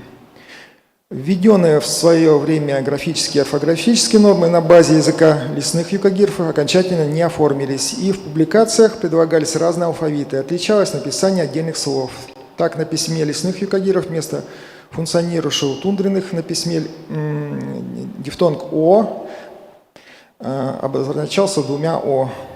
Также выделяется УЭ, помимо графемы «с», используется диаграф «с» для обозначения среднеязычной свистящей фонемы, отсутствующей в северо-юкагирском языке. Ввиду фонетических особенностей языка лесных юкагиров, их исследовательности, проблема разработки орфографических норм остается чрезвычайно актуальной. Требуется уточнение на основе специальных фонетических исследований, вопросы адекватной передачи на письме, как согласных, так и гласных, а для этого необходимо выявить конститутивно-дифференциальные признаки обеих фонико-фонологических систем адульского языка.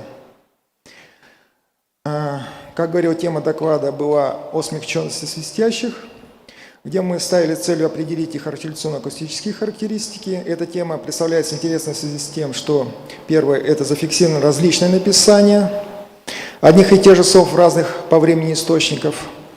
Второе – встречается разное написание одних и тех же слов с буквой «С», с мягким знаком и без него у одного и того же автора. Третье – от одного носителя зарегистрировано двоякое произношение тоже одних и тех же слов. И четвертое – это имеет практическое значение при издании учебной и художественной литературы по адульскому языку. Здесь должен был слайд быть, и приведены разные источники, в которых, например, слово «олень» домашний звучит как аче, асе, и в одних и тех же источниках аче, асе, эрич, плохой, плохо, эрись. То есть так и так, вариативность. Владимир Ильич Йохельсон в своей работе «Адульский и юкагирский язык» пишет, что африката, обозначена в его схеме буквой «С», равна «Ти». Но старые люди произносят его так, что оно звучит как русское «Че». Женщины и дети произносят его ближе к «С» в немецком слове «седер», передатчик, как русское «С». По-видимому, в этом можно видеть следы различия в произношении мужчин и женщин, так как это существует в чукотском языке. На конце слов звук «С» женщины произносят почти как «Ш». Ерухим Абрамович Крейнович в работе «Исследования и материал по юкагирскому языку» дает следующее определение свистящим. «С» переднеязычная глухая щелевая согласная фонема встречается в тундровом диалекте в начале, в середине и реже в конце слов. В рассматриваемом адульском языке она не встречается. Си – среднеязычный глухой щелевой согласный вариант фонемы Че, который соответствует фонемы Че, Ти, который соответствует русскому Че. Почему-то так написано у автора. Гаврил Николаевич Курилов в 2003 году при описании языкового состава современного юкагирского языка не включил в консонантную систему литературного языка фонему «С». Ссылаясь на сделанные ранее исследования, выводы, Крейнович считал его вариантом фонемы «Че», а Йохельсон склонен был определять его как женский вариант произношения фонемы «Че». Для анализа мы взяли первое произношение, которых в современном языке лесных юкагиров обнаруживает вариативность, фиксируется на письме чередование «че», «ч», «си». Второе – заимствованные и адаптированные из русского языка с буквой «с» в инициальной позиции. При детальном анализе в программе «Испеченный лазер» аудиозаписи, сделанные в разное время, в том числе и в настоящее, зафиксировали отличное произношение, чем в указанных источниках выше. Столкнулись с тем, что характеристика согласных оказывается сложнее и многообразнее и не исчерпывается представленной на письме фиксации. Например, в слове, которое пишется через «с», «ансим», произносится «анчим», «ищет» в медиальной постсонантной привокальной позиции. Африката, которую мы можем определить как выявленная африката, это смычно-щелевой, среднеязычный, твердонебный, дентализированный, полудолгий, смягченный, сильно напряженный, глухой, шипящий согласный звук. Можно запись первую?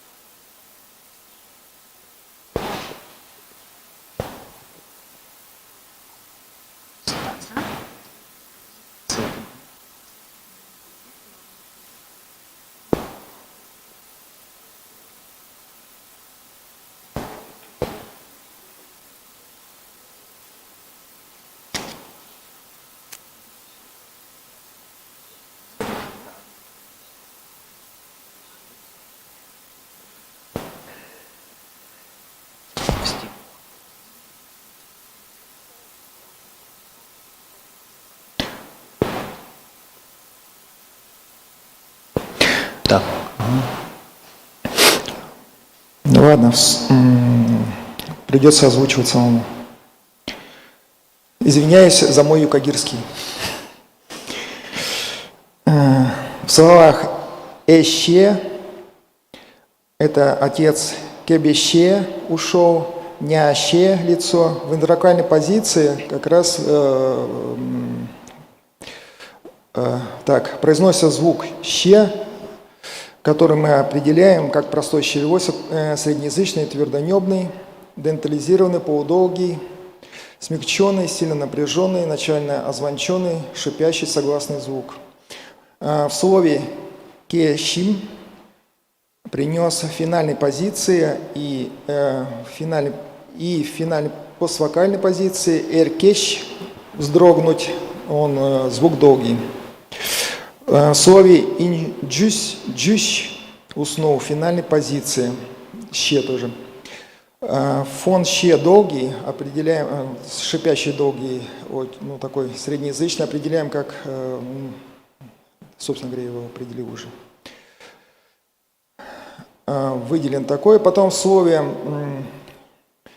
«шискидия» рыба-конек в инициально-привокальной позиции и в слове «пюгеш» и «пюгес» тепло. Финальная поствокальная фиксирует чередование свистящего, шипящего щелевых согласных, у которых остальные характеристики совпадают, то есть они такие же простые, среднеязычные, твердонебные, дентализированные, полудолгие, сильно напряженные, смягченные, глухие, согласные звуки. В слове «сильней», сильный от русского «сила» в инициально-привокальной позиции зафиксирован звук «си», простой, щелевой, среднеязычный, твердонебный, так же, как и предыдущие. Только там, если мы определяли шипящие, то здесь уже свистящие. В слове «сёльтек» по соли от русского «соль» в инициально-привокальной позиции зафиксирован «с», простой, щелевой, так же, как и предыдущие, он среднеязычный, но при этом он не дает не палатализованный, не смягченный, не палатализованный не так совсем. Таким образом, можно прогнозировать, если бы язык получил дальнейшее развитие, вытеснение в исконно-адурских словах в инициально-привокальной и медиальной поствокально-преконсонантной позициях шипящих консонантов свистящими. Например, в слове «сискедие» рыба-конек, а в остальных позициях шипящим «пюгеш» тепло. Хотя в исконно-адурских словах в абсолютном начале слова свистящих не было. Они связаны с заимствованием из русского языка. Кроме того, в данном языке в исконных словах нет твердых свистящих, а только среднеязычные. Заимствования с «с», буквой «с», даже не палатализованные, адаптируются и произносятся согласно артикуляционным нормам языка реципиента, также со среднеязычной настройкой, но без смягчения. Употребление в большинстве примеров вместо «че» фона «ще» связано с дезафрикатизацией, то есть структурной редукцией звука. Эта фонетическая особенность соотносится с женским произношением, о котором писал Владимир Ильич Йохельсон. Связывая с финальной позицией, на конце слова «с» женщины произносят почти как «ше». В наших примерах «ще» встречается в разных позициях, в редких случаях африката «че» сохраняется. В нашем случае это слово только вот «анчим» ищет. Следует сказать, что записи для сегментного анализа были взяты от носителей женщин, которых воспитывали матери-одиночки. Таким образом, женское произношение передавалось от матери к дочери. Но опять же, раньше для некоторых носителей адурского языка, как женщин, так и мужчин, было свойственно одновременно использование в речи двух вариантов произношения одних и тех же слов из «ч», «си» и «ч», «ш» в финале, что нашло отражение в старых записях. Для написания словарей учебников было выбрано унифицированное написание с щелевым среднеязычным свистящим согласным «с», хотя в речи звучали в тех же словах и «че», и «ще». Выбрав написание «с», видимо, предвкушали замену «че» свистящим, минуя шипящую ступень. Но в результате быстрой утраты адулами своего этнического языка процесс был прерван, остановившись на щекающем варианте произношения, и лишь в редких случаях фиксируется факультативное секанье. Таким образом, выбранная норма написания с «с» не соответствует современному произношению, характерному последним носителям языка, принимающего активное участие в сохранении родного языка. Вот, все. Жаль. Спасибо за доклад. Вопросы? Николай Сергеевич, можно вопрос? Да, конечно. Как вам кажется, какой фонологический статус у этого звука «щ»? Ну, это понятно, что там набор аллофонов сначала был, да, как бы первостепенный, первоначало это был «ч», африката «ч», потом развивались аллофоны в определенной позиции. А вот то, что вы прогнозируете какое-то развитие вот этого звука «щ», какой у него тогда фонологический статус в современном адульском языке? Он начинает доминировать, то есть кроме инициальной позиции, где вообще сообразных никогда не было в адульском языке, в остальных позициях, ну и кроме вот еще вот, перед глухим согласным, в остальных это «щ» звук, то есть он фактически становится фонемой, а «с» и «ч» получается аллофонами этой фонемы. То есть вот этот «щ» находится в дополнительной дистрибуции к африкате «ч». Да. Угу. Если «с» можно факультативно быть, да, где-то в конце они факультативно. В начале сейчас идет замена «щ» на «с», то есть уже не встречаются. В интервокале это всегда «щ». В препозиции глухому это «с», а «щ» там не встречается, то есть, естественно, они получаются в разных То есть идет такой положениях. постепенный процесс от смычности к щелинности, да, в языке? Да, этот процесс достаточно хорошо наблюдается, например, на хакасском языке, где, начиная с 90-х годов прошлого века, началась дезафрикатизация, и сейчас она очень так охватила почти всех носителей, да, хотя есть, конечно, видимо, где-то «ч» произносящие, а так вот на «щ» перешло, а «дж» на «ж». Спасибо большое. Извините, что ни презентация, ни звуковые файлы. Это мне отместка была. Николай Сергеевич, у меня еще один вопрос тогда. Вот на эту смягченность свистящих, какие факторы на нее оказывали влияние, как вы думаете, чисто лингвистические или чисто социальные, или как бы совокупность тех и других? Что она появилась? Да. Это естественный фонетический процесс, когда происходит дезафрикатизация, «ч» переходит в «щ», а «щ» постепенно переходит в «с». Это мы можем наблюдать и на тюркских языках тоже. Я вот привел, что «ч» перешел в «щ», это вот у нас хакасский язык, а «щ» перешло в «с», это у нас чувашский язык. Ну, если исторически цепочку восстановить. Понятно, спасибо. Так, если других вопросов нет, тогда еще раз поблагодарим Николая Сергеевича и, наверное, будем считать работу нашей секции счастливо завершившейся. Мы прослушали очень интересные доклады в области акустической, артикуляционной фонетики. Была такой очень замечательный спектр разных исследований. Спасибо всем большое. Просьба, дорогие участники, кто еще не сдал оргвзнос, сдать их Алене Робертовне. Спасибо большое. И всех приглашаем на фуршет, на наш, и поговорим о всех докладах, кулуарах.